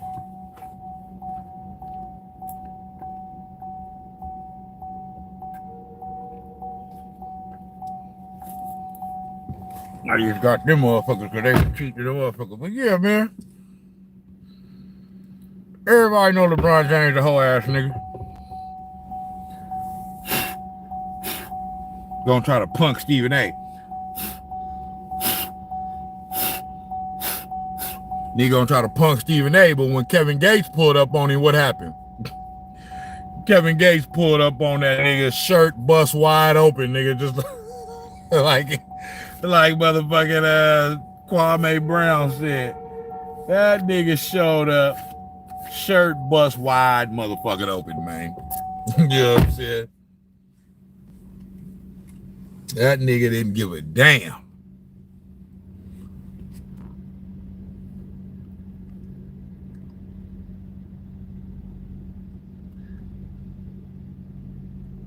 Sug Page said, y'all say stuff about LeBron based on false media content. Y'all delusional. Walking Love, Grady McDaniel, that would be lethal. As a Thunder fan, good players joining up with Wemby is my biggest worry. If Giannis teams up with Wemby, it's over for the league. If Giannis team up with Wemby, yeah.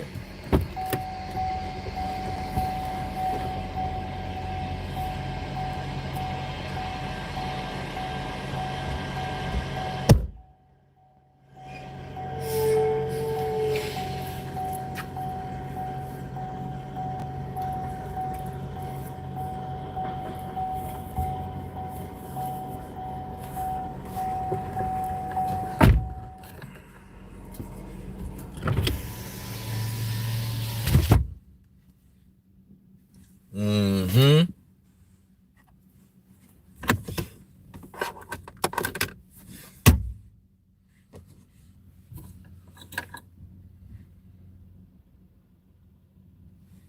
Yeah, man. Let me see. Just like delusional Kobe fans, these meatheads can't accept the facts. Y'all be fear Wemby, the first small market dynasty. Wemby too thin, and people don't. Sug Patton says Wemby too thin, and people don't understand the health issues with growing at irregular heights. It's actually a handicap that's been turned into a profit. Yeah, that's the only thing I worry about with Wemby is, yeah, when you grow like that and you just all unorthodox like that, yeah, that shit could. So it's kind of like the same thing with Chet too, because these motherfuckers are so like, they so like tall and lanky and just like, you know what I'm saying?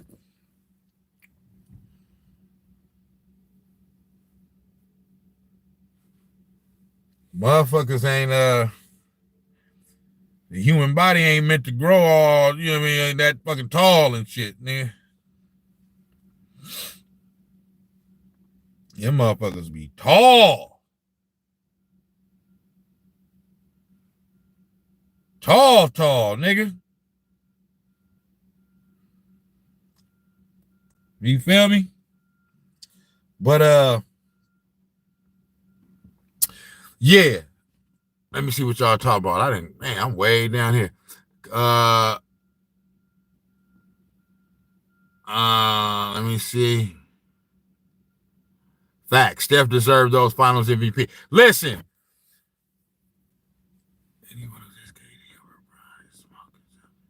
Yeah, Garrett Joseph said anyone who says KD over Bron is smoking something. Yeah, I mean, I wouldn't say they smoking something, but I even my LeBron James hating self, I can't take Kevin Durant over LeBron James. You know what I mean? I gotta take LeBron James. Because the only time Kevin Durant beat LeBron James is when he was with the Warriors. You know what I'm saying? That's the only time.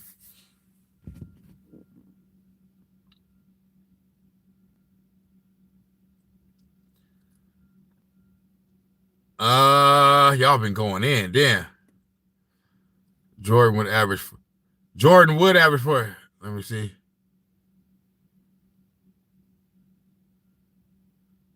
Y'all been going in. Let me see. Bron could never be better than Jordan after he left to go to Miami. Never. Chris said Bron could never be better than Jordan after he left to go to Miami. Never. And then especially after losing to the Mavericks and the way he got punked by J.J. Barea and Deshaun Stevenson and Jason Terry, boy, your ass can't never be motherfucking Michael Jordan, boy. That ship is sailed. That shit's over.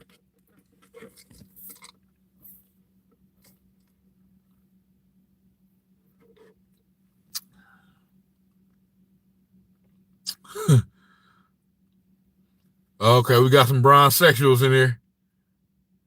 Oh. Okay, Sug Payton. Damn, I missed hella shit. Fuck. Y'all be typing too fucking fast.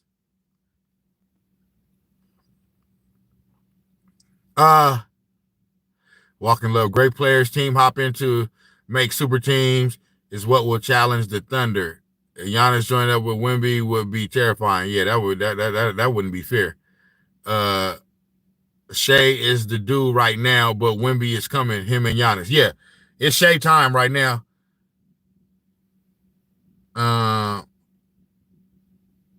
Walking Love. Now I know the Spurs are coming. It's going to be fun as hell. Yep. Allen Iverson not better than Tony. Is Allen Iverson better than Tony Parker? I'm gonna say yeah. Don't sleep on Tony Parker, though. He do got a finals MVP. And he did, it was 1 or 2 years where he did finish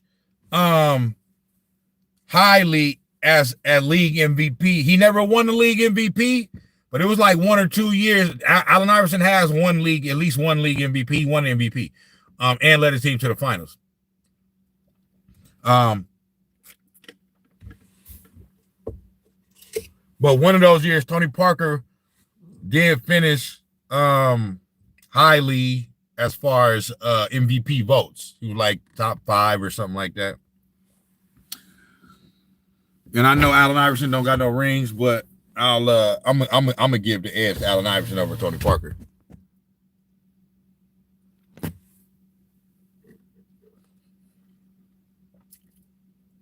Okay. It don't mean Gravy then said it don't mean a thing if you don't get the ring. That's in every sport. Period. Point blank. Halliburton finna win Finals MVP. I got if it end up being Pacers and Thunder, like I think, like it looked like it's gonna be, I got the Thunder winning. You know what I'm saying? Which means I got Shea Gilgeous winning the Finals MVP. Low the Truth says Jordan never had a dominant center in the era of dominant post-up centers. That's true. But also, Jordan is also kind of the reason or where it first started to kind of like not go away from, but to make it to where you don't need a dominant center to win. Because when Jordan was coming into the league, that was the thing. Like the thinking was you had to have a dominant center or a dominant big to win. You had to. Without that, you weren't gonna win. That was the thing. They even have audio of Walt Frazier saying that, yeah, you know, Jordan is a great player and stuff. When he was a rookie or stuff like that, yeah, Jordan is a great player coming into the league, but I don't think he's like basically saying no guard is going to lead a team to a championship. It's just not going to happen. And he proved that wrong. So Jordan kind of was like a part of the start of showing that you don't have to have a big man to win. You feel me? Give your boy a like, though. You know what I'm saying? Everybody in the chat, give your boy a like. You know what I'm talking about? Subscribe and all that. If it's good, you know what I'm saying? Fuck with your boy. You know what I'm talking about? But, yeah. Let me see here. I'm down.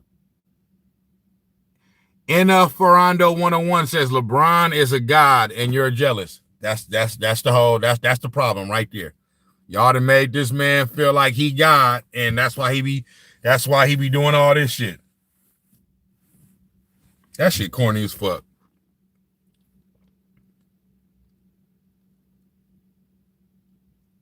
Sug Payton says, y'all don't know basketball. Grady McDaniel. Jordan been to 6 finals, won 6. Kobe been to 7, won 5. LeBron been to 10 finals and won 4. So what's up? I mean, come on, man. I mean, somebody tell me something, man. You know what I'm saying? And you supposed to be LeBron James, bro. Like, you know what I mean? You're not supposed to be out here, to be losing to inferior competition. Okay? You do it all the time. Y'all boys this year had you and motherfucking Luka Doncic. Okay? And you lost to Anthony Edwards. One motherfucking man. Come on, man. That nigga put y'all over his lap and spanked you motherfuckers. And I've been saying it. The Los Angeles Lakers have turned into a joke, a laughingstock. They will not get their franchise back into the right direction until they rid themselves of LeBron James and everything affiliated and associated to him. So him, his fucking bum-ass son, and the fucking head coach. They got to get rid of all them motherfuckers. And then they will start to be able to regain some fucking respect around the league again. But right now, it's a fucking mom and pop shop. Them niggas got this nigga running his fucking family members on the team and shit. You know what I'm saying? Family and friends and all this shit.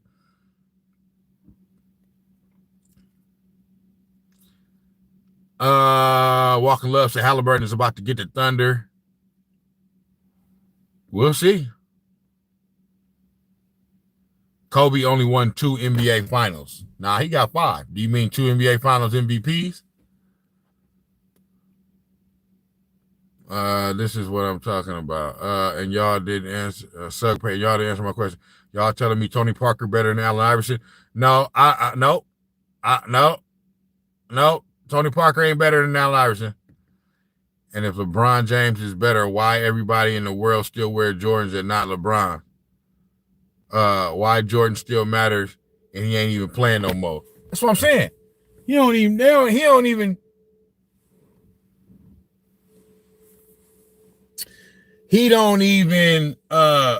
say shit. You feel me? Jordan was branded at the right time. That's all. I'm not a fan of nobody. I play myself. I just speak facts, says Sug Patton. For sure. Chris says, real talk, Curry would average 45 and be an undisputed GOAT if he had the same whistle as Jordan and LeBron. Yeah. Curry definitely don't. Curry definitely doesn't get the whistle that I think he should, but I'm not going to complain. I mean, the nigga done won 4 rings, so obviously, you doing something right. Obviously, But I guess niggas are saying, well, if he got a whistle, he might have fucking 6 rings.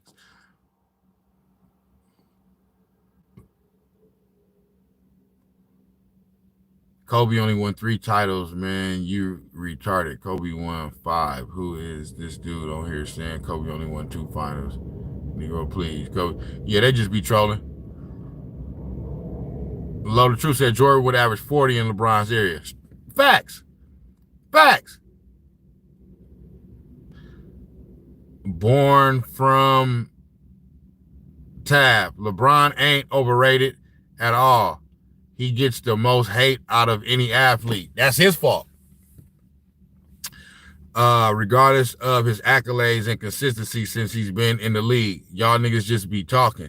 Nah, bro, like, it's his fault.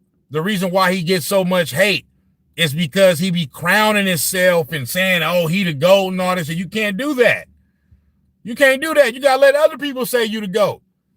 You know what I'm saying? You can't do that.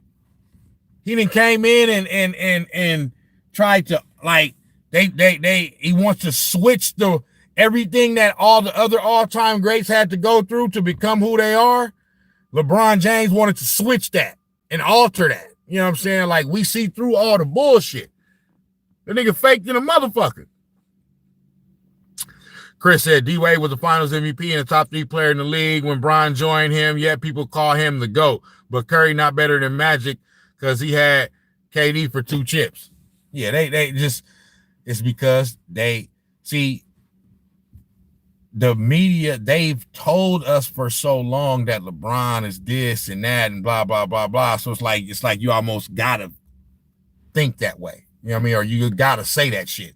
You know what I'm saying? But if you really look at what's happened and what's really going on, then yeah, they switch it up for LeBron, bro. You know what I'm saying? They switch this shit up for LeBron. And they just they make excuses for him. And they just cape and cap for him, man. And the shit is and we just out here to expose it. You know what I mean? We just out here to expose it.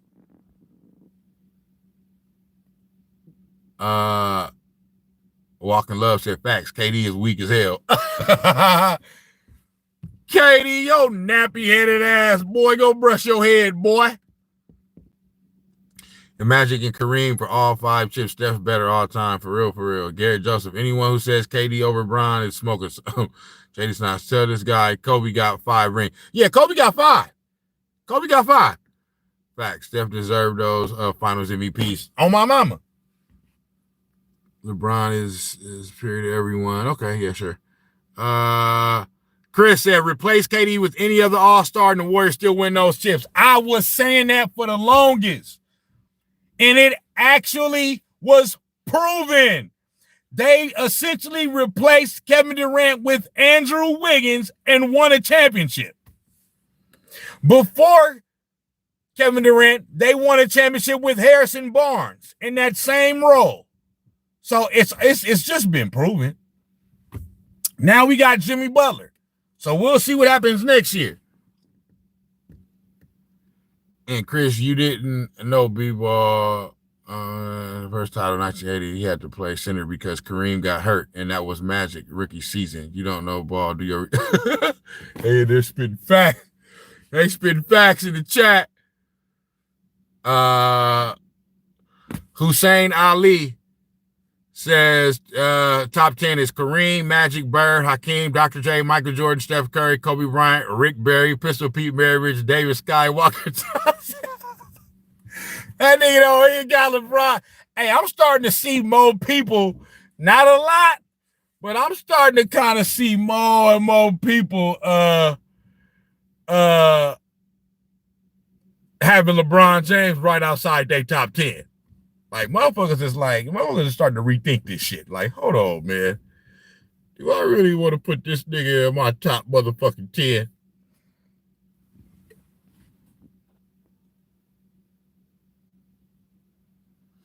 Grady McDaniel said, Jada Snax, get this dude together about Kobe. Who going in on Kobe? I ain't even seen it. Chris said, nah, y'all to see Giannis was in San Francisco. There's going to be a man, listen. Giannis come to the yay. It's going to be a problem.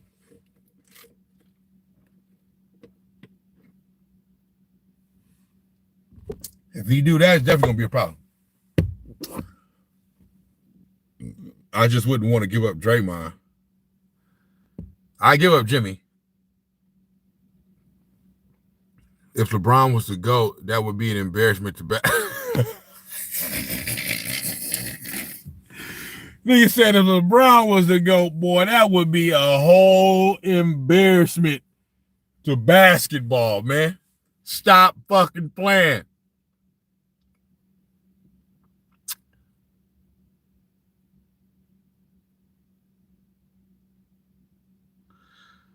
Chemical 12 says Clutch Sportz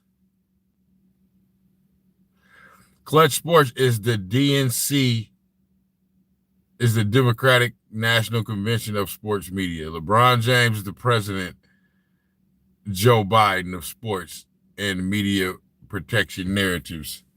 That's what they do, man.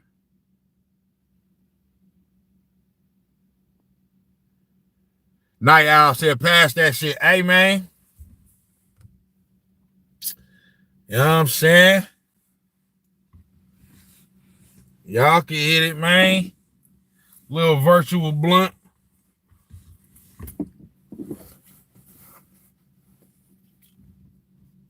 You know what I'm saying? Kobe, let me see. Kobe made first team. Man, hey, anybody who's speaking on Kobe, bro, y'all like, just stop it, bro. Like Kobe is, everybody know. Go listen to all the players, former and current, who have either played against or with Kobe Bryant. They all picked him over LeBron James. So just stop it.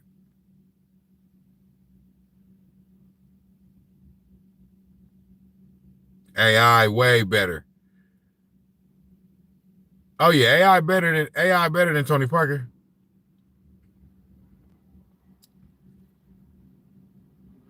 Okay, see, says we and Jordan best teammate was Scottie Pippen. Yeah, Jordan would lose to the Nuggets. Carlos Perez said Jordan would lose to the Nuggets. Fuck out of here.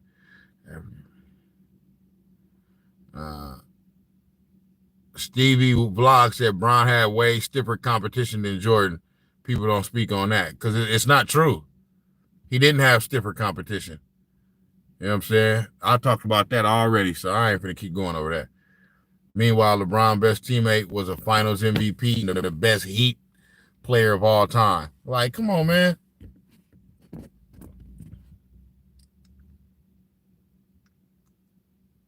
Man, Lotus True said Jordan Ben dominant. The hand check was real.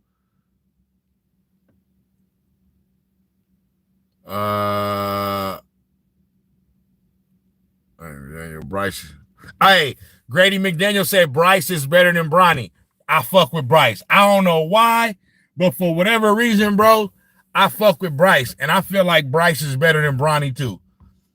I feel like Bryce is better than Bronny. Straight up. Straight up though. I ain't gonna front. I agree with that. Minnesota has 3 rebounds, 3 rebounders, 2 big men, and Edwards. Q Mill.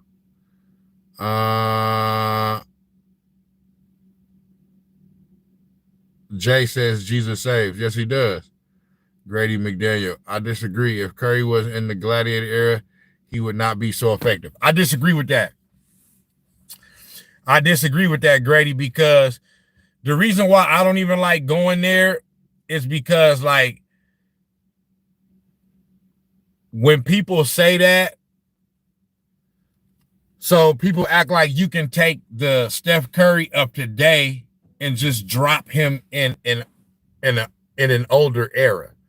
That's not realistic, bro. Like, we got to understand that if Curry played in a different era, he would play like that era. He would, you know what I'm saying? Like, he wouldn't play like the 2017 version of Steph Curry in 1987. You know what I'm saying? He wouldn't play like that. You know what I'm saying? He would play like they play in 1987. Now, if he was still a three-point shooter like that and all that, yeah, he would have a three-point shot and all that, but his game would still be more like, you know, you know, y'all know what I'm trying to say. It'll be more like how they play at that time. You know what I'm saying? So that's the reason why I disagree with that, because I know they looking at the style of play and this and that and the softer and this and that, but you got to understand, if a player is playing in a different era, then he would be like how they play in that era. You know what I'm saying? Like, you can't just drop somebody into a different era as they are in their own era. And then, you know what I'm saying? So I disagree. I think Curry would be fine in any era. You know what I'm saying?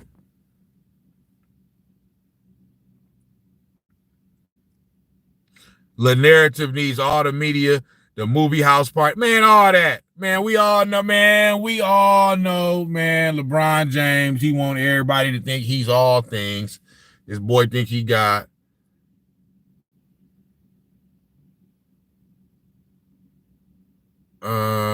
Jimmy Butler got shut down by Jay McDaniel, and I'm a Dubs fan. Yeah.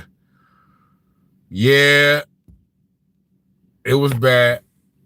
When he is wrong, and my dog, I'm wrong. You right, okay. Yeah, you know what I'm saying?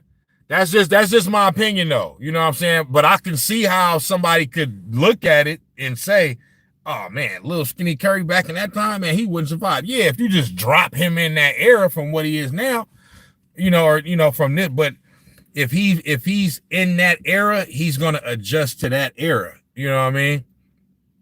Just like, for example, let's say somebody like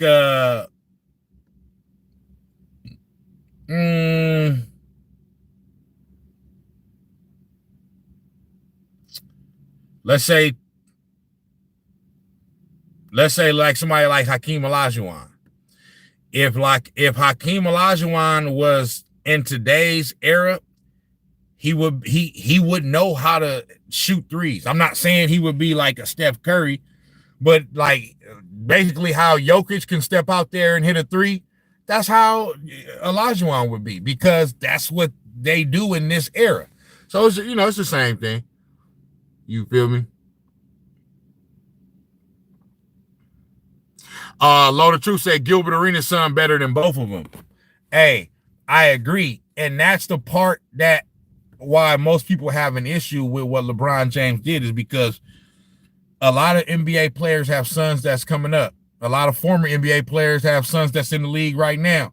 They naturally let their son prove who they are. and if they're worthy to make it to the league. It's not forced. LeBron James is the first player, and this is what I'm saying. This is the reason why he gets so much hate. He's the first player in NBA history to force a family member to be on the team that's not worthy of being on the team. Like, that's absolutely ridiculous. On one of the most storied franchises in the history of sports, bro. You know what I'm saying? Like, it's just fucking ridiculous. This boy got a 4-year contract. Like, I'm not mad at him. I'm not hating on it. I'm just saying, what other athlete have they allowed to do this? And you get Stephen A talking about, well, he's earned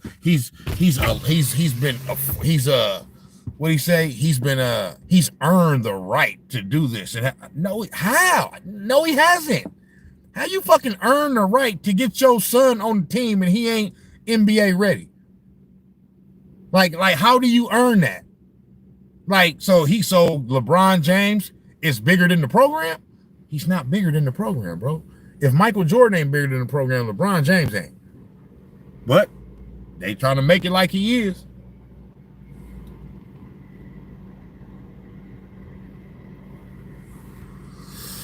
They try to make it like he is. I don't know. Chemical says Kobe Bryant is the second best player. Michael Jordan is the best player. I agree 1,000%. I got Jordan number 1. An early start tomorrow on a getaway day. 10-10. I got Jordan number 1. I got Kobe number 2.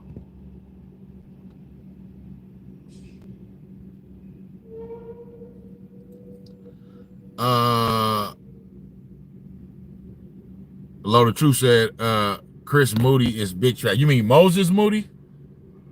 Who is Chris Moody? Yeah, Jimmy plus Kuminga, Moody, and picks for a Greek freak. Oh, for sure. Get their ass apart. I'll trade Kuminga, Jimmy, and Moody, and give them some picks for Giannis for sure.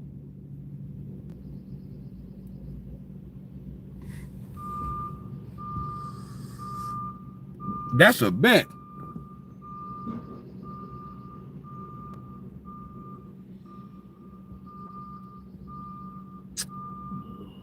Chris is a Joe. Yeah, man. So,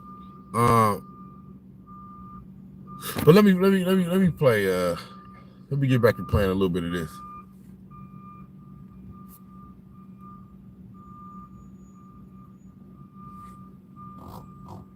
Their futures, and we both know David, and Wendy, you do too. Like, David is one competitive dude, okay, in everything he does, and I'm sure there is a part of David Falk that thinks, if I had that ability to control players that I had on his roster at that time, what their careers could have been and what his earning potential could have been, it could have been very different.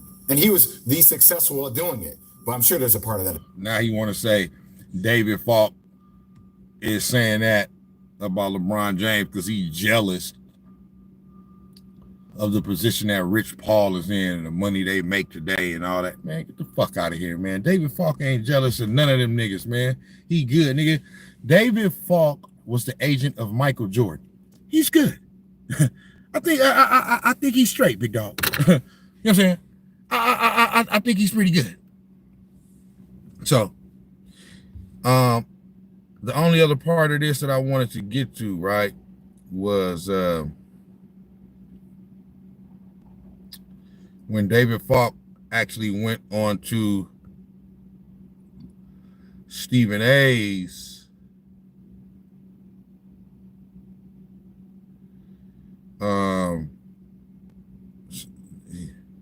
he actually went to this David Falk went on Stephen A's show and talked about this. So I wanted to play a few little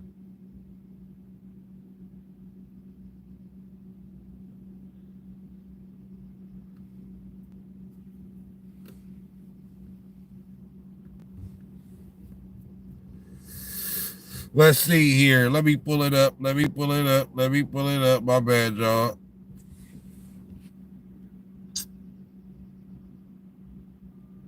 All these Jordaners wanted explain me how Kobe is better than.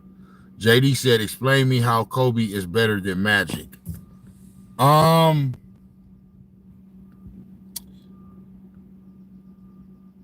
just think he's a better player. You know, I mean, let me not say it like that because Magic is. But I'm just saying for what I seen. Okay, I didn't really see Magic like that because I wasn't paying. You know, I was born in the '80s, so I was alive when he was doing his thing, but I didn't see Magic, so I can't. You know, so I'm not gonna act like I seen him because I didn't see him like that. But fucking from my own eyes, what I see, I got Magic ranked number 3 out of just off sheer respect. You know what I'm saying? Like, I know who he is. I never seen him like in his prime like that, but you know what I mean? Like, I know Magic, so that's why I got him number 3. So I really got Kobe number 2 because outside of Jordan and Steph is up there too. Outside of the 3 best players that I've seen with my own eyes,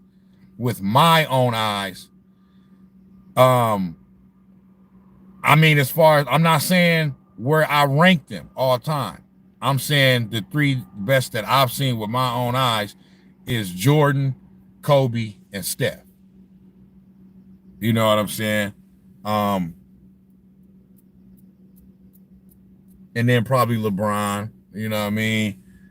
But the first 3, just in my opinion, you know what I'm saying, it's Kobe, it's Jordan, and it's Steph.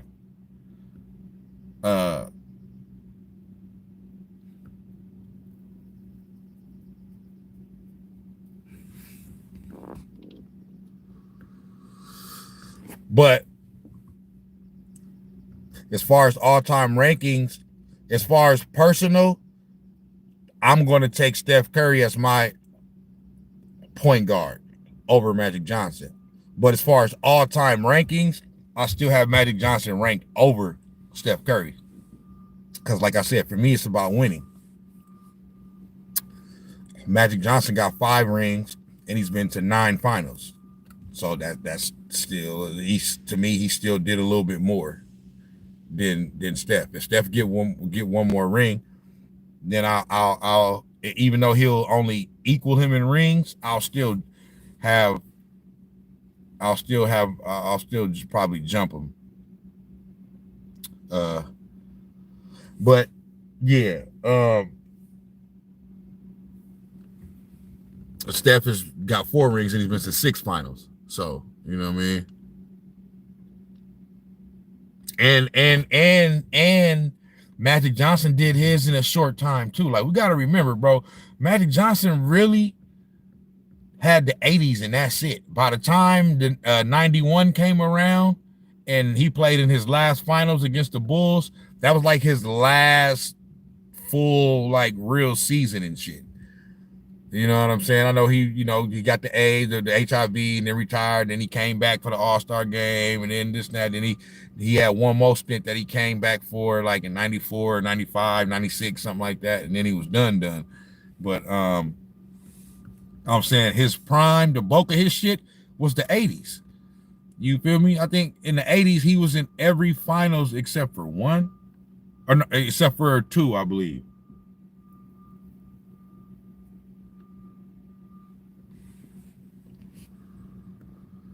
But yeah. Sean Tatali say, what's up from New Zealand, man? Shout out to all my people in New Zealand. You know what I'm saying? Everybody tapped in all around the world for sure. Let me see. Chris said Curry got more hustle than any 90s player. Yeah. It's still about winning though. You know what I'm saying? So for me, 5 is greater than 4. So, you know what I'm saying? I'm not mad at Steph Curry is my favorite player right now. He's my favorite player right now.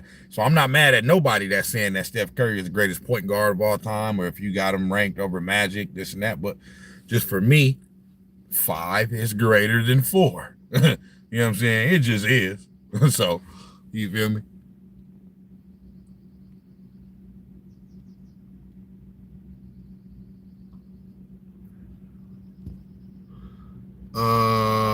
What about Tony? Tony Parker? Sean said, good vibe in here, man. Right on, we just fucking with it.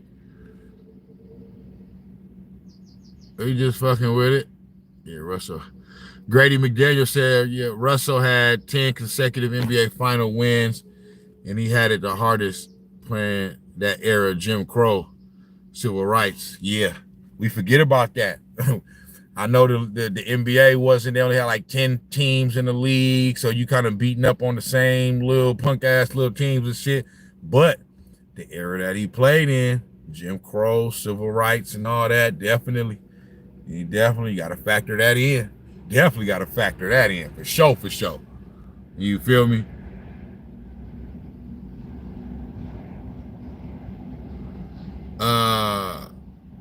Yeah. If it wasn't for Tony, Tim wouldn't have all them rings. Well, he do got one ring without Tony though. You know what I'm saying? So that ain't fully true. You know what I'm saying? Tony got 4. But he wasn't there for that first one in 99. You know what I'm saying? And Tony and Tim Duncan was young then. Now, David Robinson was still there, but he was more on the back end. By that time, it was already passing the torch to Tim Duncan.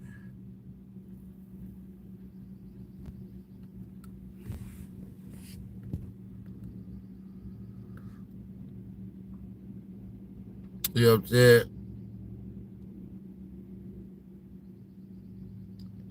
Dylan the Villain Brooks said, coming from a channel with 330 subscribers. Hey, you got to start from somewhere. And every live I do, I get more subscribers. But I don't give a fuck about that.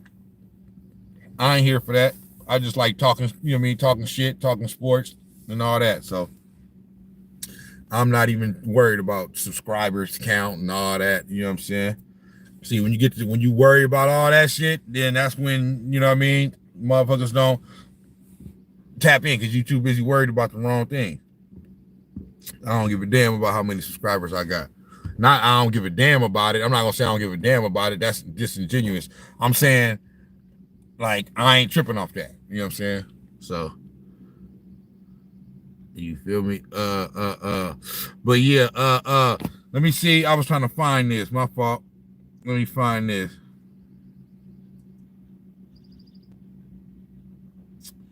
Let me find this right here, man.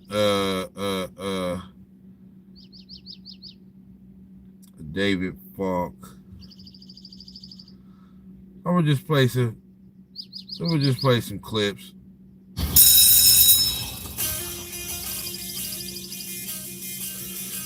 Ronnie Creed said, but better all-around point guard is CP3. Better than who? Better than who? Who's CP3 better than?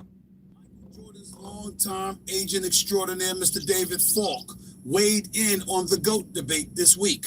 Not surprisingly, Falk backed his former client, but he took it a step further. Speaking with the Sports Business Journal, Falk had this to say, quote, I really, really like LeBron, but I think if Jordan had cherry-picked what teams he wanted to be on and 2 other superstars, he would have won 15 championships, end quote. This prompted a response from none other than LeBron James' agent himself, Mr. Rich Paul. Take a listen. We can't have revisionist history, and we all want to just determine who's the GOAT and who's the best and so on and so forth. But I just thought that was a little beneath David to say that. Michael never had to leave. Michael's never been. Bro, that's the point. Like, what do you mean? What type of argument is that? Michael never had to leave. Yeah, because he was able to get it done with the team that drafted him.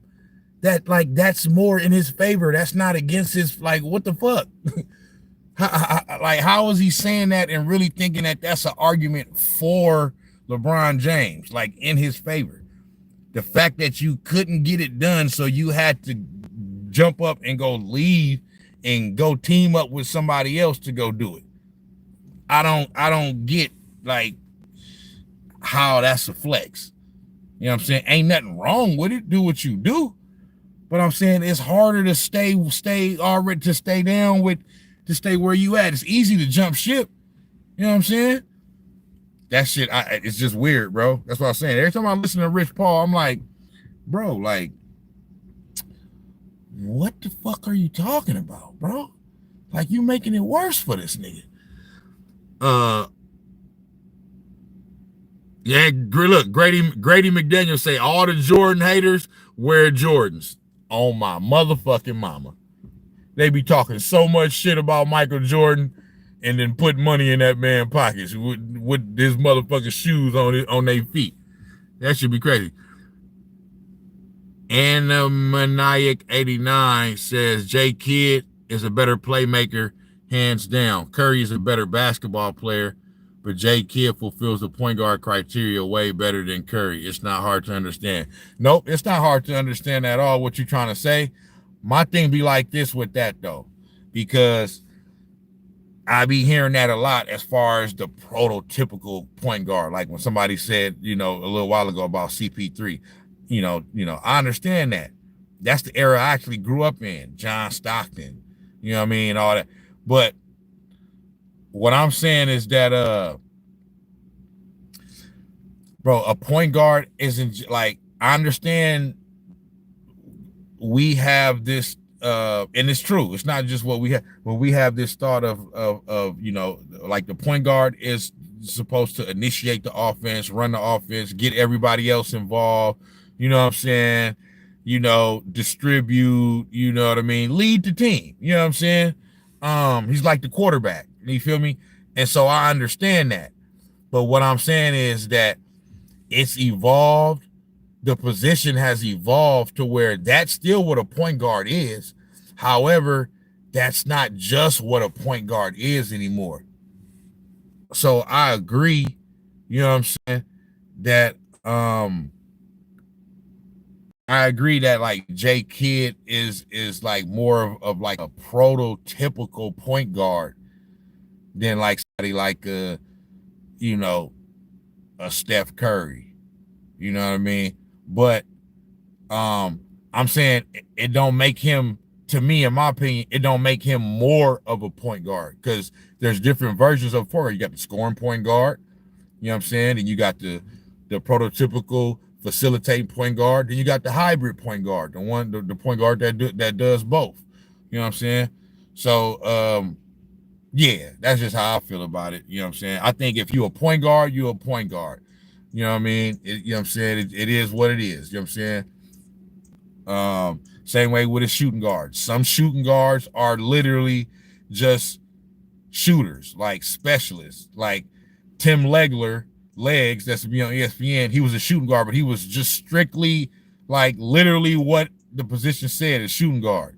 And other shooting guards are like, they can do both. They can shoot and they can slash. Like Jordan, like Kobe, like D-Wade type shit. You know what I'm saying? So, but what your position is what your position is. You know what I'm saying? Like, I hate when they be like, yeah, but Steph Curry is really a shooting guard. No, he's a point guard that has shooting guard qualities. You know what I'm saying? If he had to just play the shooting guard role, he can do that. But if he had to just play the point guard role, he could do that too. You know what I'm saying? He could do both. But his position is point guard. Like, that's what he is. You feel me?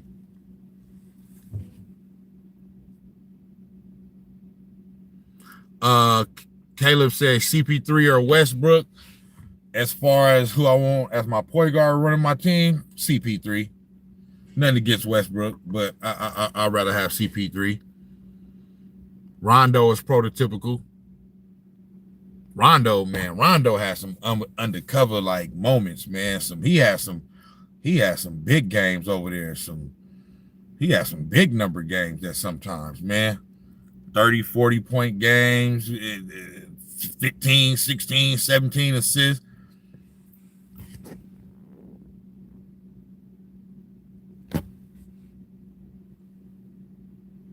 the underdog in any finals. Not one time. Michael never had to leave. Michael's never been the underdog in any finals. Not one time. Michael never had a 24-hour, 365 news cycle. He never had. Look, he's saying a whole bunch of shit that don't matter about nothing. He said Michael never had to leave. Like I said, that's more of a credit to him, not against him. I don't know what the fuck, you know what I'm saying? And then he said, he's talking about he never had a 24/7-hour news. Like, what the fuck, dude? That don't got nothing to do with nothing, bro. Like, that ain't got nothing to do with nothing. I understand all the time was different and most shit would have been exposed and all that and blah, blah, blah. He had to live in the social media era. Bro, if Michael Jordan was in the social media era, he probably would be bigger than what he fucking is, bro. Like, if he was doing that shit he was doing then, now, bro, he would be even fucking bigger, nigga. You feel me? But yeah, and then he said, what did he say? Those built strictly to criticize any finals. He said he wasn't the underdog in any finals. Once again, how is that a negative for him and a positive for LeBron James in the LeBron? So because LeBron James came into a few of his finals as not the favorite, and it was true, he lost. Somehow that's better for him. I don't get that type of math. You feel me? IA18 said Mikal Bridges thought he was Curry last night. Yeah, they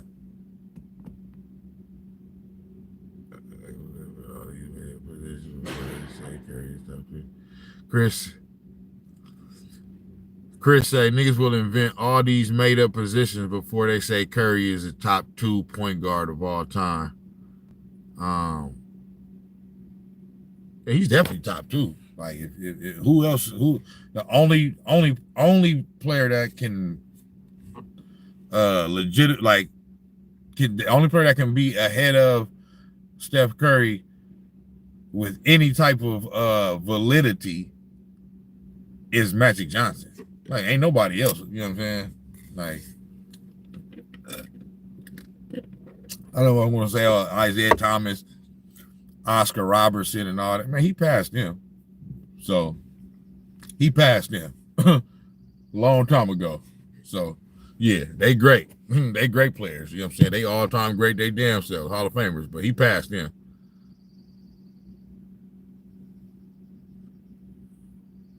Yeah. And a minute, look, he talks about the news cycle, but MJ gets harassed for being at casinos while LeBum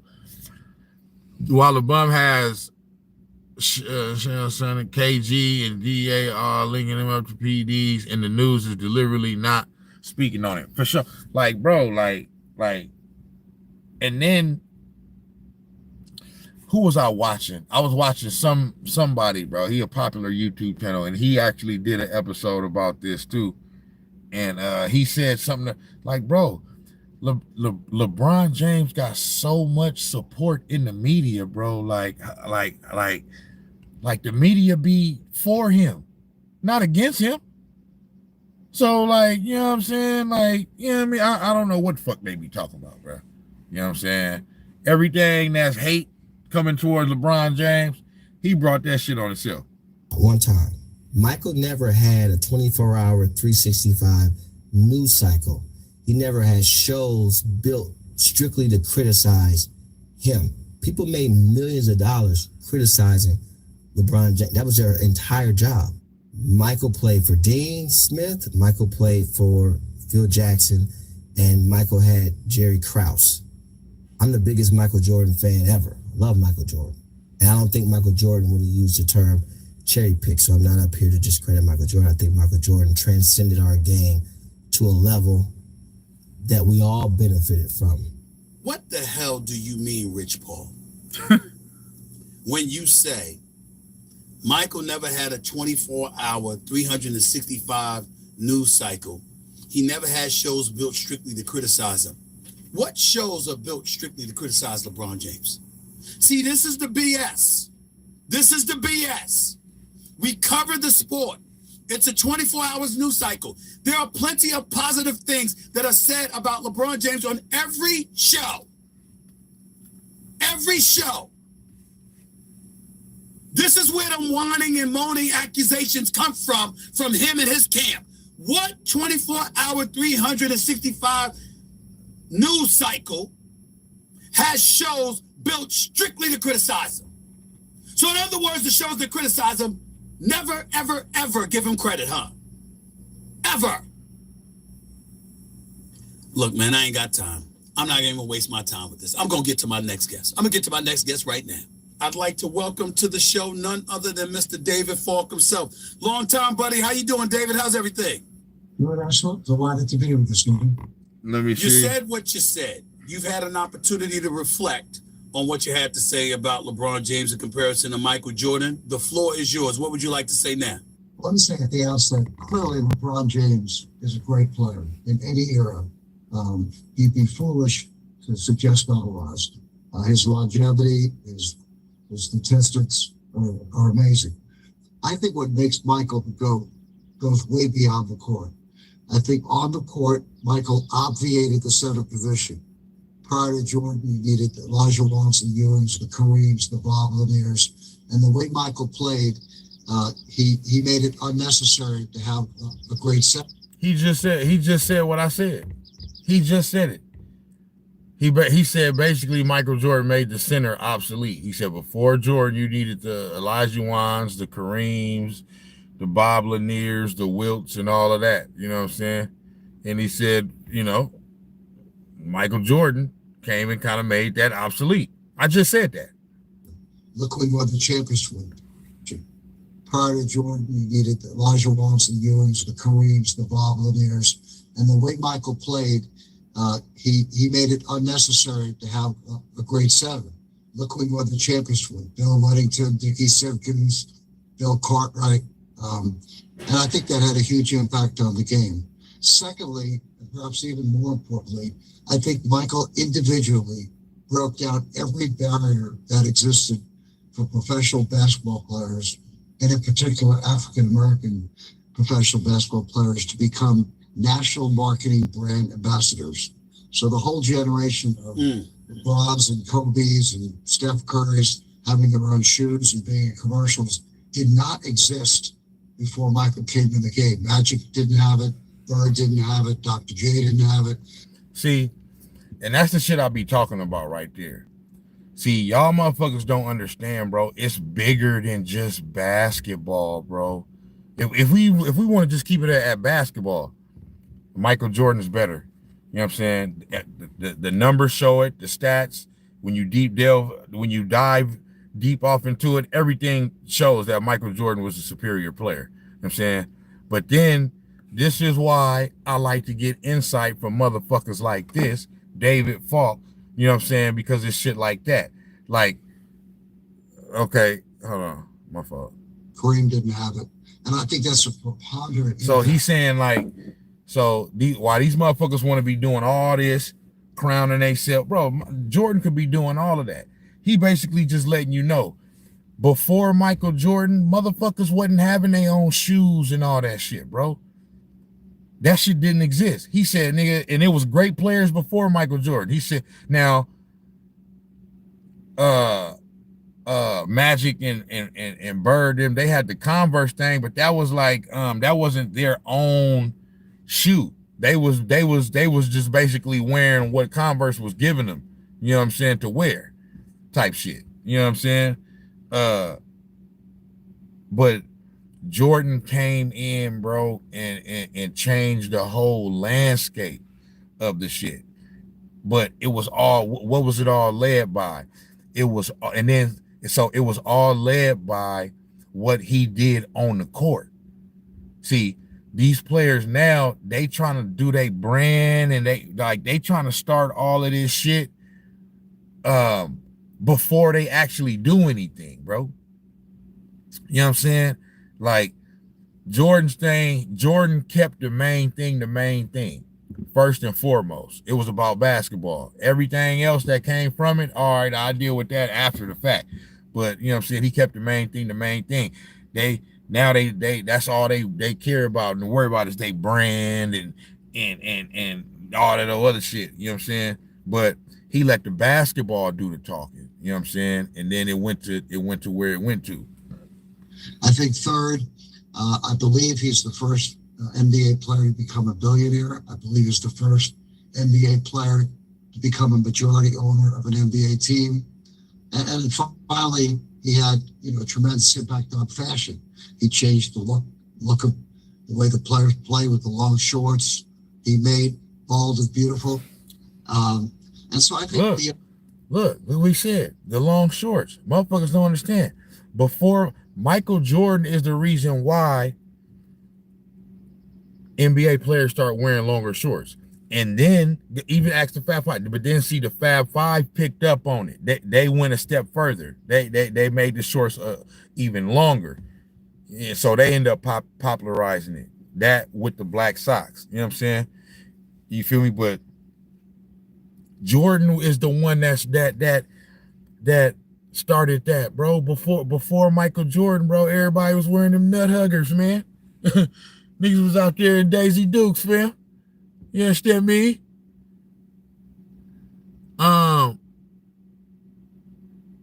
X say, true fact, MJ almost didn't sign with Nike. I gotta see that movie. I still ain't seen that movie where they was talking about that shit too. Ibrahim. Ibrahim.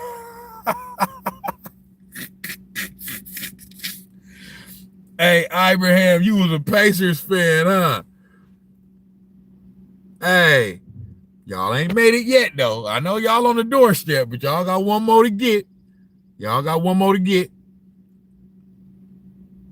Bruh, hey, you told a nigga, though. You told a nigga, I can't front. I'm like, nah, they gonna get guys. I'm like, man, nah, Cleveland gonna get them. You know what I'm saying? Man, Cleveland wet the bed like a motherfucker, man. You understand me? Them niggas is frauds like a son of a bitch. I should have been knew that. You feel me? Yeah, nah, Knicks ain't coming back. I already know that. They lost the game in game one. IA18, you 1,000% correct, bro. You 1,000% correct, bro. They lost the game in game one. You know what I'm saying? Now, I did kind of say that I feel like it ended up balancing itself out, though, because last game, game 3, that's a game that they should have lost that they won. So I kind of feel like it kind of evened it out. So who knows? It might be 3-1 anyway right now, even if they would have won game 1. But then again, you never know. It could be 2-2. You know what I'm saying? But yeah, if they end up losing the series, they're going to look back on game 1. You feel me? You know what I'm saying?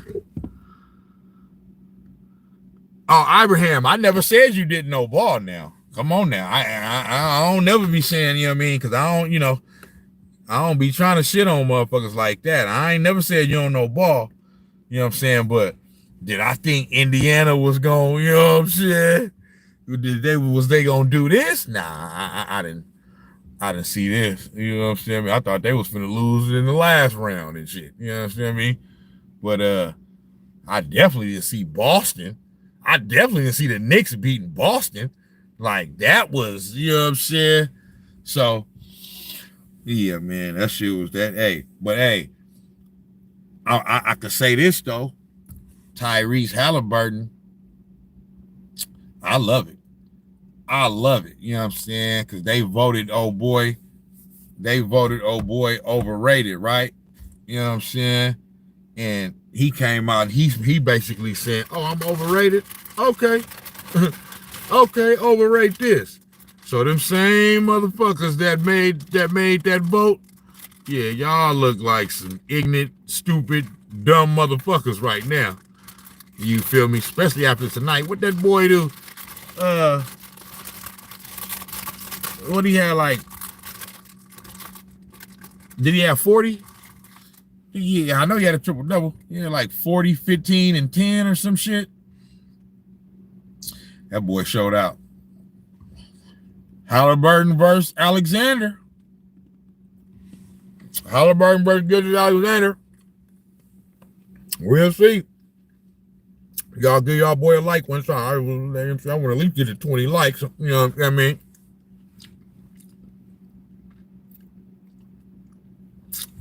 Whoa, player. Whoa, the best point guard in the NBA. Hold on, big dog. You understand me? Now, there's this one guy, you might have heard of him. His name's Steph Curry. Yeah, he got hurt in game 1 of the second round. After playing 13 minutes, he had 13 points, and they won that game. The only game that Steph Curry actually participated in, they won. So I think if Steph was still, I know, injuries is part of the game. So I'm not saying that that's no excuse. Injuries is a part of it. You know what I mean? That's a part of the journey. Whoever can, win the war of attrition and be the last man standing, or the last team standing. That's what it's all about. You feel me? But man, if Steph didn't get hurt, I believe the Warriors would have beat the Timberwolves. You know what I'm saying? I believe they would have beat the Timberwolves and we would be in the Western Conference Finals. Now, OKC, that's a different beast. You know what I'm saying? I'm not saying we would have. I would have wanted to see how that series played out, but I'm not saying we would have beat OKC. I don't know. You know what I'm saying? But I think we probably would have, I know we would have been a better matchup than the Timberwolves. You know what I'm saying? Straight up. You know what I'm saying? So if Steph was still playing, it might end up being Pacers Warriors in the finals. You know what I'm talking about? You never know. But Ibrahim said Warriors wasn't beating us in the finals. Never know. We'll never know. We won't find out this year. So, but y'all still playing. That's what it's about right now. It ain't about the Warriors. You know what I'm saying? So, y'all doing y'all thing. And so, but I'm excited. I'm interested to see that though. Thunder, Pacers. I seen somebody earlier say this, and I agree. It's going to be a ratings nightmare for the NBA. It just is what it is. You know what I mean? Real basketball fans like all of us, yeah, we going to tap in. We going to watch it. You know what I mean? But as far as the casual fan, you know what I mean, that is sit there and like watch the Super Bowl, nah, they ain't going to be watching this one, player. You know what I'm saying? So, because you got Oklahoma City against the Indiana Pacers. Two smaller market teams with, yes, an MVP player, but it won't have neither Tyrese Halliburton nor Shai Gilgeous-Alexander. Now, they're doing it right now. They're crafting their shit. But I'm just saying, as far as like the name recognition, it's still not like Shai Gilgeous is probably a little bit more far along than Tyrese Halliburton right now as far as the name recognition. And does that name like actually hold weight as far as do you want to watch this game? But still overall, both of them, like I said, Shai is there now.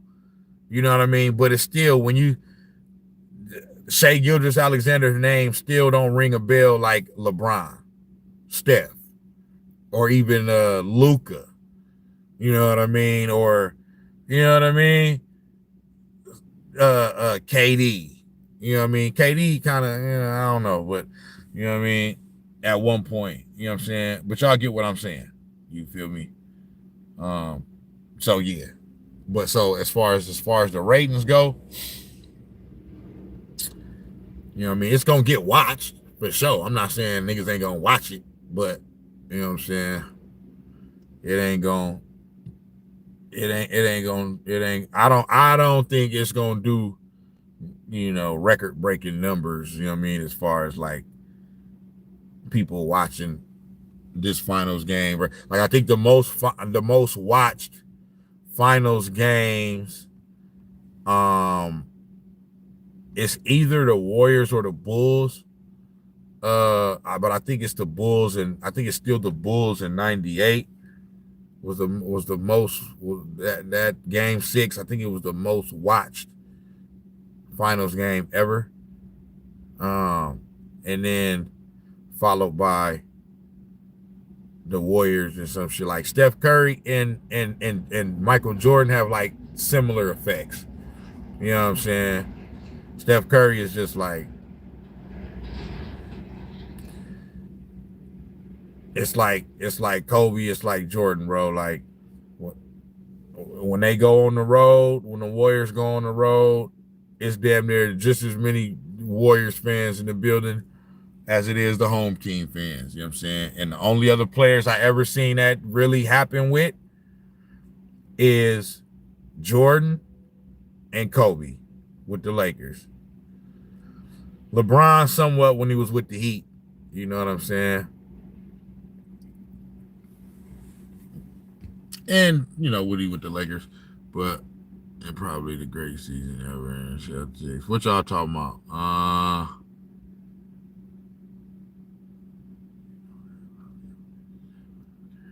Stats. He never amounted to the hyper ever.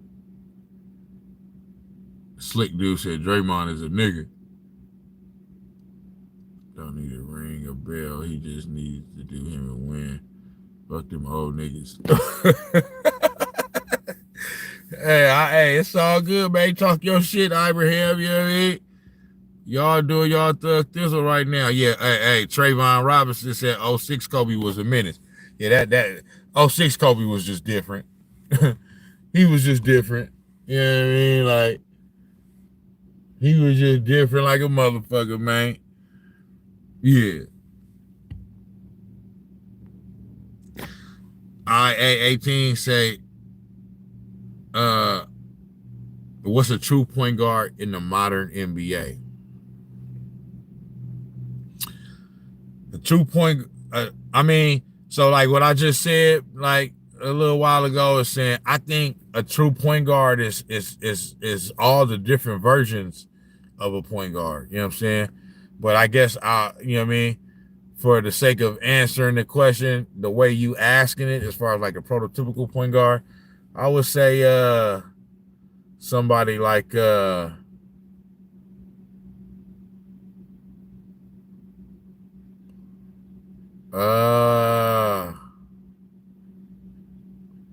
somebody like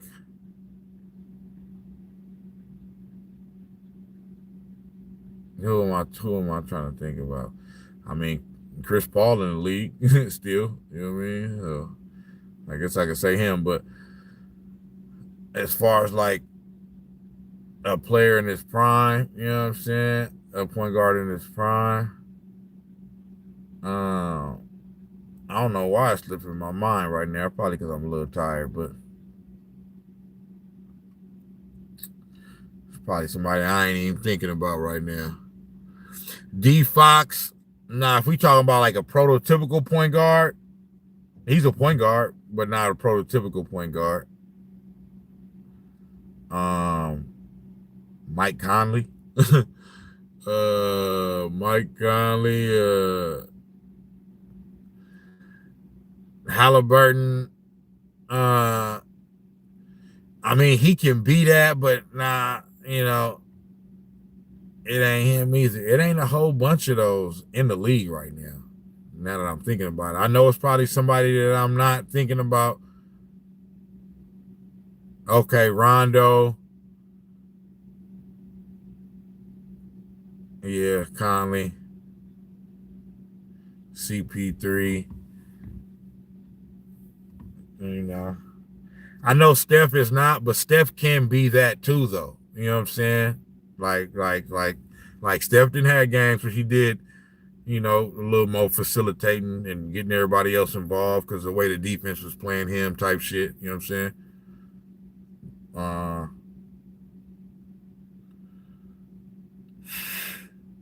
Yeah, it ain't a whole bunch of those. You know what I'm saying? Who, Steph? Bro, Steph can do anything, bro. As a point guard, there's nothing that Steph Curry can't do. So, you know what I'm saying? Steph averages like 6 assists a game. That in itself, just the fact that he averages that in itself, bro, tells you that, you know what I'm saying? Like, so yeah, like, I'm saying this as a word. Like, if he wasn't that, just off the conversation we having, I would say that there's nothing Steph Curry can't do as a point guard, bro. Like, he can do anything. You know what I'm saying? He can.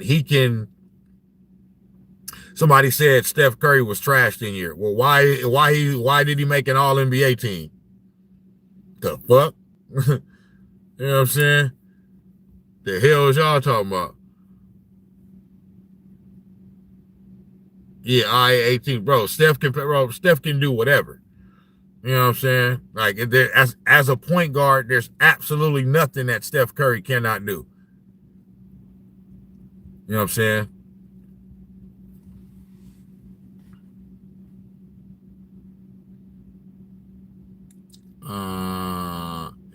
In this area, prototypical. Michael Bryant say, in this era, prototypical point guard Halliburton is that. I guess I guess I could agree with that. I'll say this. I haven't watched a lot of Halliburton like throughout his career. You know what I'm saying? The only time I really watched him is like, you know, during times like this. You know what I mean? Last year they was in the conference finals too. And the times that I've watched him, he seems to be more of like a scorer. You know what I'm saying?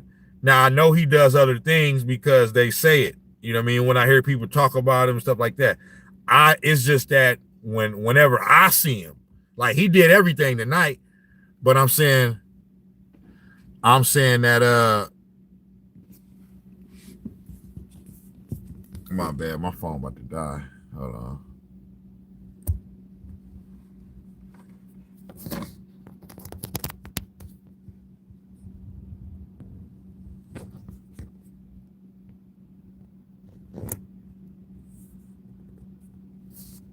Oh God, my phone get ready to die.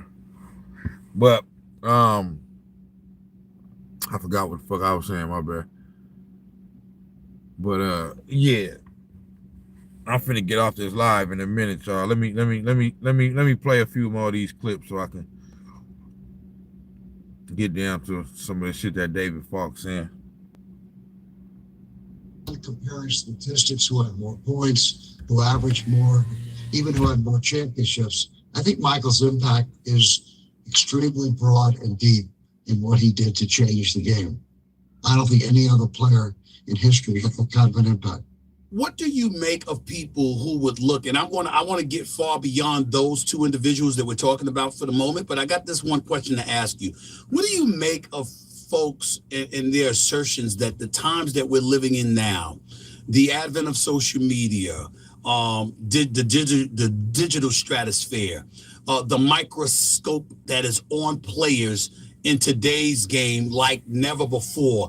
The impression is given that even the great Michael Jordan, with his unparalleled popularity, I compare him to no one. The only person I've ever compared him to was Michael Jackson, for crying out loud. That's how popular Michael Jordan was.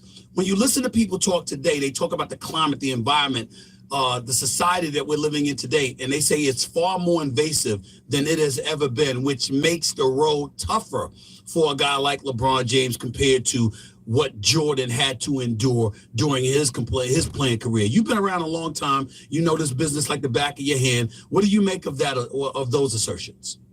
Clearly, social media has brought the fans close. Everyone can express their opinion You don't have to work for a newspaper or a television station to have an opinion.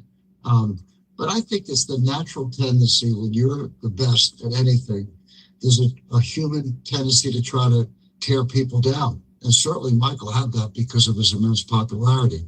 You know, people criticize him, for example, for not being political enough, not expressing his desire for certain candidates. And so, sure, I think that the social media has changed the game. I also think if you want to be objective, the game has changed itself. I had this discussion about a month ago with Ron Thorne, who's a very dear friend of mine, who drafted Michael Jordan. And he said to me, which I didn't know, he said, do you realize today that the average NBA team... Hey, okay. IA18 said, okay, she ain't ready for that track race. Hey, bro, okay, she got the #1 defense in the league. You know what I'm saying? And they in the Western Conference. Like,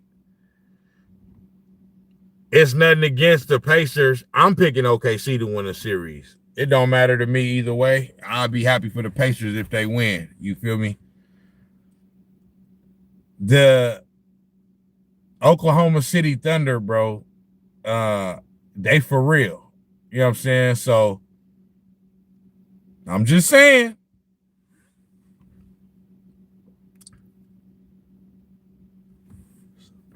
My fucking ear. Takes 1/3 more shots than he did in Jordan's era. So when Jordan averaged 38 points a game, okay, listen to this. If he increased that by 1/3, that means he would average 52. Now I think Mike more shots than he did from the man who drafted Michael Jordan. And he said to me, which I didn't know, he said, do you realize today that the average NBA team takes 1/3 more shots than he did in Jordan's era? So when Jordan averaged 38 points a game. He said that in today's era, the average NBA player takes 1/3 more shots than they did in Jordan's era. So that means 33% more. If you increase that by 1/3, that means he would average 52. No, I think Michael's going to average. So he basically saying if you equate that to what Jordan did in his era, averaging whatever 30 something, that means if Jordan was in this era, he would average 52 points. Like, come on, bro. Like, y'all got to stop this shit. 0.7 threes per game. That's all it took. I think he could have averaged almost anything he wanted. And I keep cutting off, but he just said he only averaged 1.7 3-point attempts in his career per game. I don't know if it's 1.7 attempts a game or 1.7 makes per game. But either way, the point is that 3-point shot adds an extra point to a basket. You know what I'm saying? And over time, that extra point adds up. If that was what was required to win, that's all he cared about was winning. And I think his record of 6 out of 6 is the greatest in the history of the NBA. Never lost the championship. Well, don't forget, he also never allowed a championship series to get to a 7th game. He took you out in 6 or less every single time. That's the Michael Jordan that we're talking about here. David, expanding beyond Michael Jordan and LeBron James, when we think about the age that we're living in, one of the discussions your comments prompted was player empowerment and the kind of things that have taken place in today's NBA and in today's sports world. As an agent, looking at the state of affairs that exist, not just in the NBA, but professional sport. Now watch this too, because they want to make it seem like this player empowerment shit. Like, now I understand when it comes from bouncing around from team to team, as far as like putting superstars together, yeah, LeBron James put that into motion. But they want to make it seem like it wasn't player empowerment going on during Jordan's time and before that, and he finna let it be known it was player empowerment going on then as well.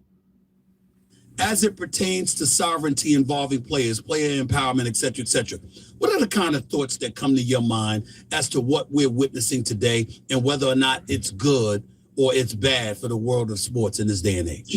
Great question. So number one, I believe that great players have always been in power. I think the biggest difference between today's generation of players and, if you will, Jordan's generation, the Magic's generation, is how the players exercise the power. Now, if you understand that in 1982, it was a long time ago, the NBA ushered in a salary cap. And for the last 43 years, the players have essentially owned 50% of the revenues. So they're 50-50 partners with the league. The only way players can make more money is to grow the business of the NBA. Now, I believe that when players exercise their power poorly and they make statements that denigrate the game, I think that they're impeding the ability of themselves to make more money, which is foolish. So I'll give you a couple of examples. You want to talk about player empowerment? In 1984 and 1985, there were two players in the history of the game that opted out of the group licensing program. One was named Michael Jordan, one was named Patrick Ewing. They did not allow the league to use them in group licensing. And I opted out of both of them. You're not allowed to do that today. In 1985, Patrick Ewing became the first player in history to have an early termination option in his contract. He signed a 10-year deal for 3 times more money than Magic made the year before as a veteran. And he had the option to opt out after 6 years if market conditions change.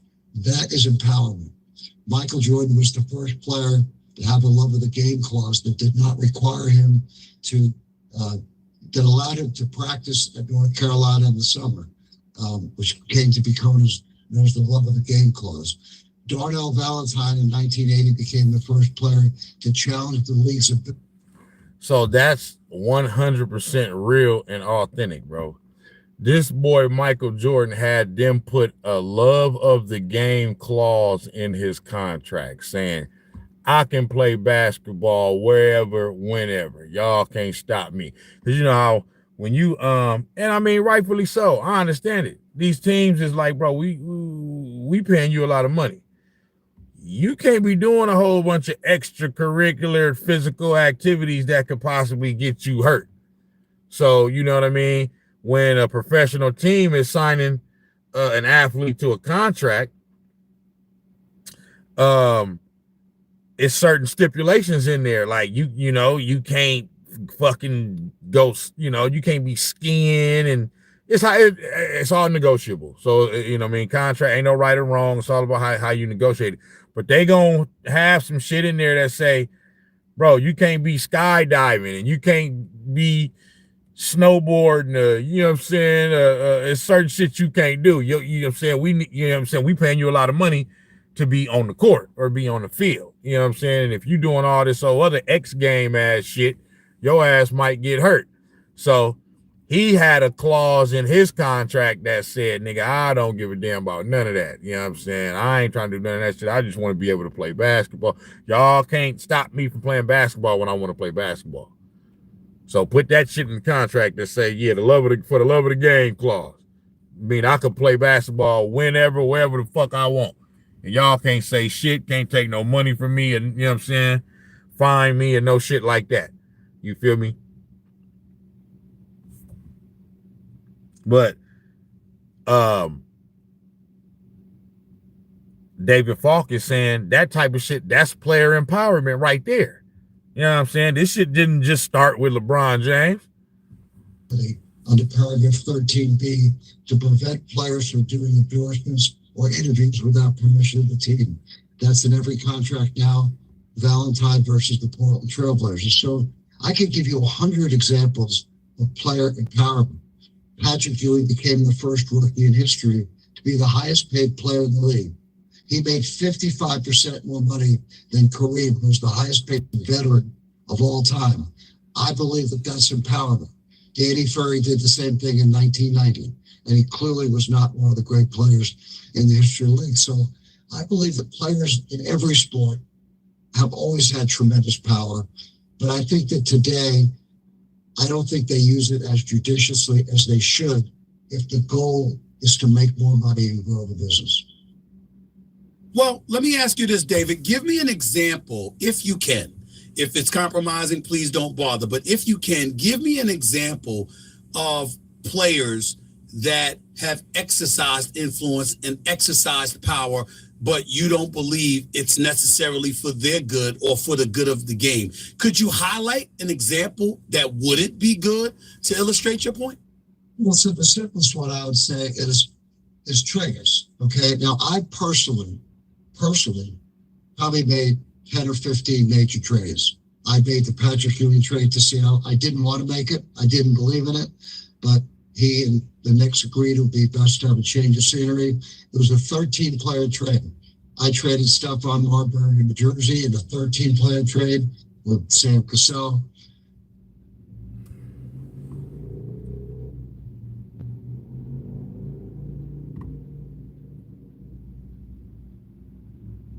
There's some, damn.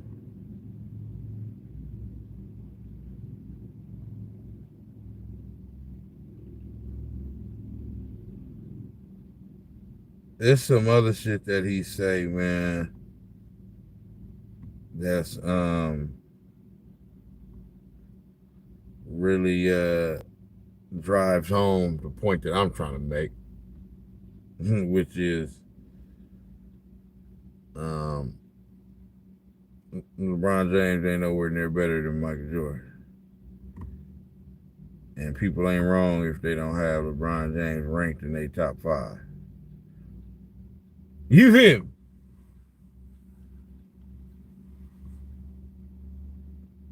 Damn, I should be doing this.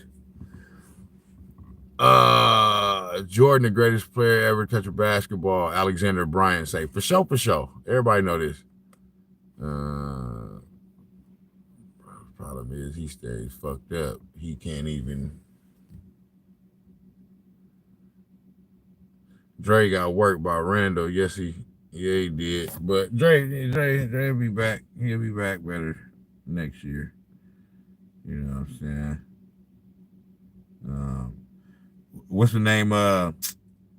Shit. OKC figured out something.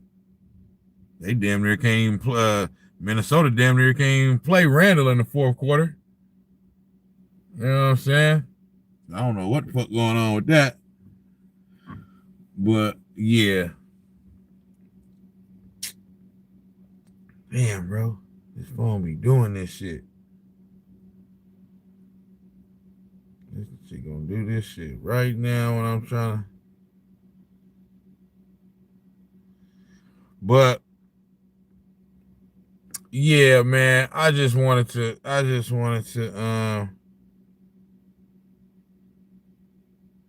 come on here and talk about that. Why this shit doing this, man?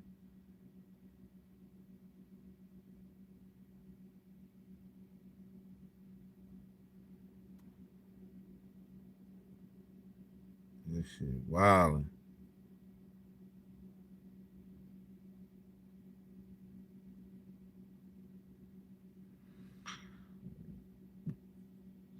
Yeah, man.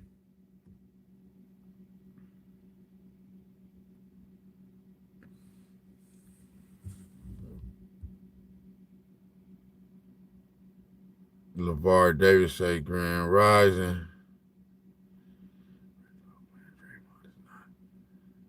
Randall outplaying Draymond is not a reason to say he isn't a GOAT defender.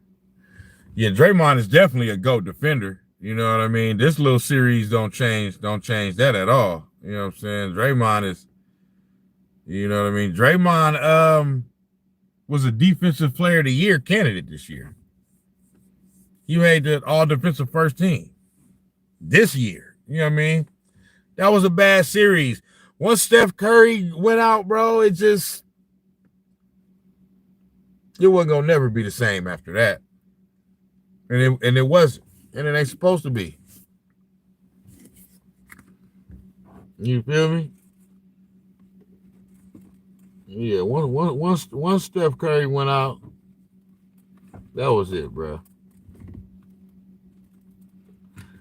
You can play all the motherfucking defense you want to. Them niggas couldn't score and shit. You know what I'm saying?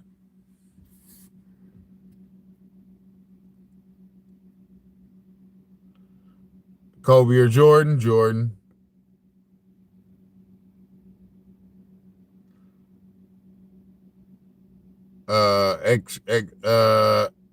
X going Royal X. I swear I had high hopes for Jimmy Butler, but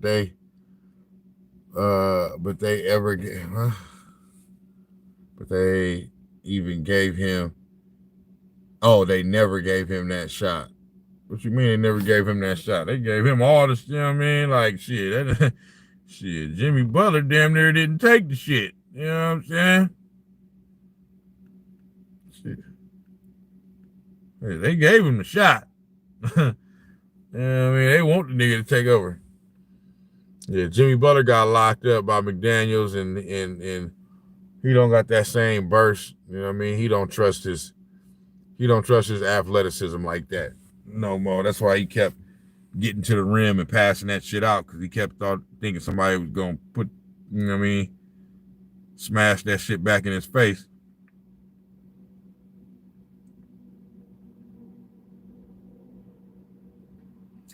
But yeah.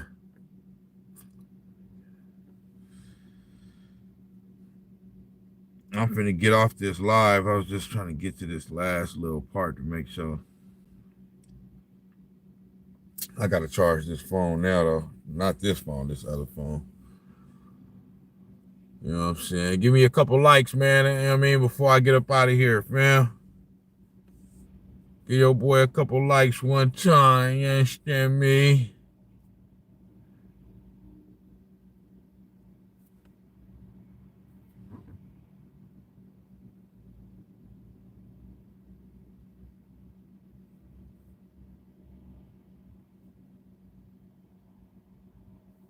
All right.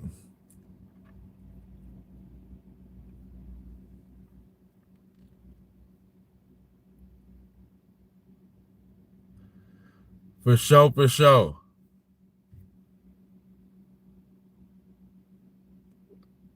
I'll probably let this thing go in about 5-10 minutes. I just want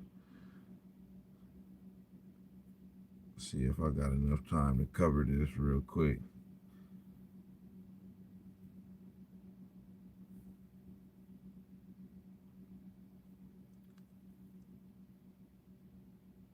Load of truth, for sure, man. I'll see y'all on the next one.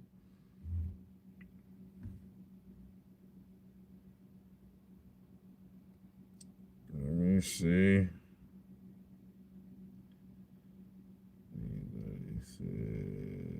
It's right here.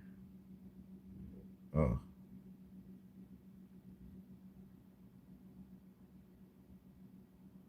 Looking for a house? Might be time to think about getting a mortgage.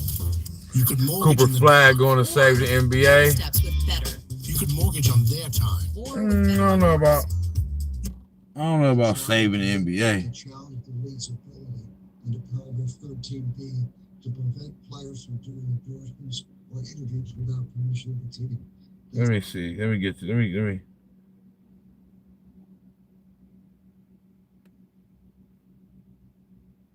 Team to trade Luka.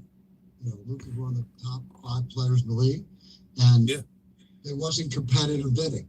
I know they had their reasons for it. I don't understand all the dynamics, so I'm not here to criticize it, but it surprised me that if you're gonna sell one of the most valuable assets in the league, that you wouldn't want to have the highest level of competitive bidding. But the trade is the easiest example I could give you, Stephen. Or now I'll give you an example on the agent side, okay? I believe that every time an agent comes out publicly and says any of the following: my player's not getting enough playing time, he's not getting enough shots, not making enough money, the team is taking advantage of him. They are advertising that they've done a really lousy. Let me see this. I'll get to. Congratulated after the game, couldn't find him. Where do you think he was? He was in the weight room. Probably. When you think about the damage that has been done to the league, which obviously is flourishing, and so we got to be careful with that word damaging. But if there's a negative, is it veering away from team with Bird and Magic in Boston and LA to the individual greatness of a Michael Jordan? Or is it along the lines of player empowerment and sovereignty exercised by the likes of LeBron James that clearly has appeared to have a residual impact? What is your thought about that question? Well, first of all, when he went to Miami, he was a free agent. He had the right to pick any team in the league that he thought would best. I think the mistake he made, marketing guy, I would have told him, do the interview. This personalities, that doesn't make LeBron's choice wrong. And I want to be crystal clear. I have great respect for LeBron as a player. I think his longevity, his impact, he's a great athlete. You know, I think he probably could have played other sports. And clearly, you know, when they ask me, do I think he's in the top 10? Of course I think he's in the top 10. Now, I had an interesting discussion over dinner with President Obama about this very subject, like who's number one, who's number two. I would say to you publicly, what difference does it make who's number two? Only thing that makes a difference is who's number one. You know, who runs around 4 years and I say, God, don't you think that the team that lost that Super Bowl was a great team? No, they didn't win the Super Bowl. You're either won or you're not. And clearly LeBron will be in the the Warriors need a big. Great players for a lot of years. Now, you could say, arguably, that the greatest player was Bill Russell because he won most championships, 11 out of 13. You could say Oscar Robertson was the greatest player because he averaged a triple-double. When Michael was asked in Cleveland, when they presented the top 75 players of all time, who do you think is the greatest player of all time? Without hesitating, he said Oscar Robertson. When they asked LeBron, who was the greatest player of all time, without hesitating, he said LeBron James. Now, if someone asked me, who do you think is the greatest agent ever of all time? I'd say Larry Fleischer. He was the head of the union. He created the rules that allowed free agency, all the things he did. Now, if someone thought that I was the greatest, I would let them say that. I would let you say that. I would never say that myself. I just don't think it's appropriate for you to have to make that comment. You ain't got to do it, bro. You know what I'm saying? You ain't got to do it. I respect you for saying that. And he's just basically saying, you know what I mean? He said, when they asked Michael Jordan at the 75 anniversary, who he think is the GOAT, he said Oscar Robertson. They asked LeBron James, who he think the GOAT. He said LeBron James. And I admire LeBron for his just a fucking douche of a human being. And you know, I think he's a completely different kind of a player than Michael. Most people that I respect in basketball, if you were comparing Kobe and LeBron, say Kobe's more like Michael and LeBron's more like Magic. I can make an argument that Magic Johnson is one of the greatest players of all time. Now think about this, Stephen, okay?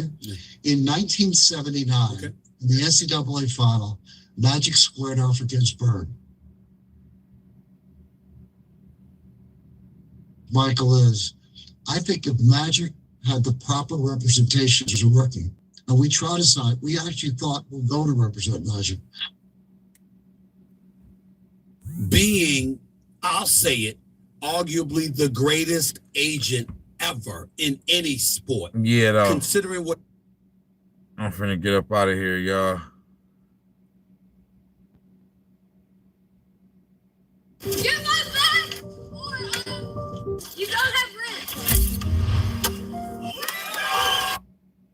$100 million contract for Alonzo Mourning in 1995 for $116 million is the ball. In today's NBA, an agent can't separate himself. And that frustrates me. It takes away a lot of your creativity, a lot of John Thompson was the most influential man in my life. But that's basically Not the most it. You know what I'm influential saying? I just wanted to coach, come in not the here most and influential client, the most I just wanted to come in here and speak on that. You did. Yeah, I'm saying.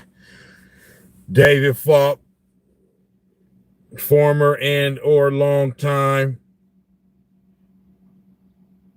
agent of Michael Jordan, came out and said LeBron James, great player, but he ain't in my top 5, barely in my top 10. And said that if Jordan would have been able to handpick all the motherfuckers he was gonna play with, motherfucker would have won about 80,000 rings.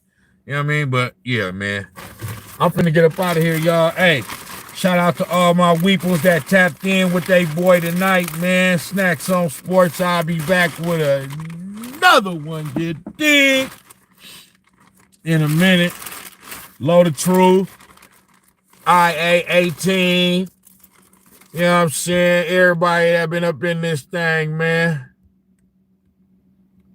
I had to do Alexander Bryant.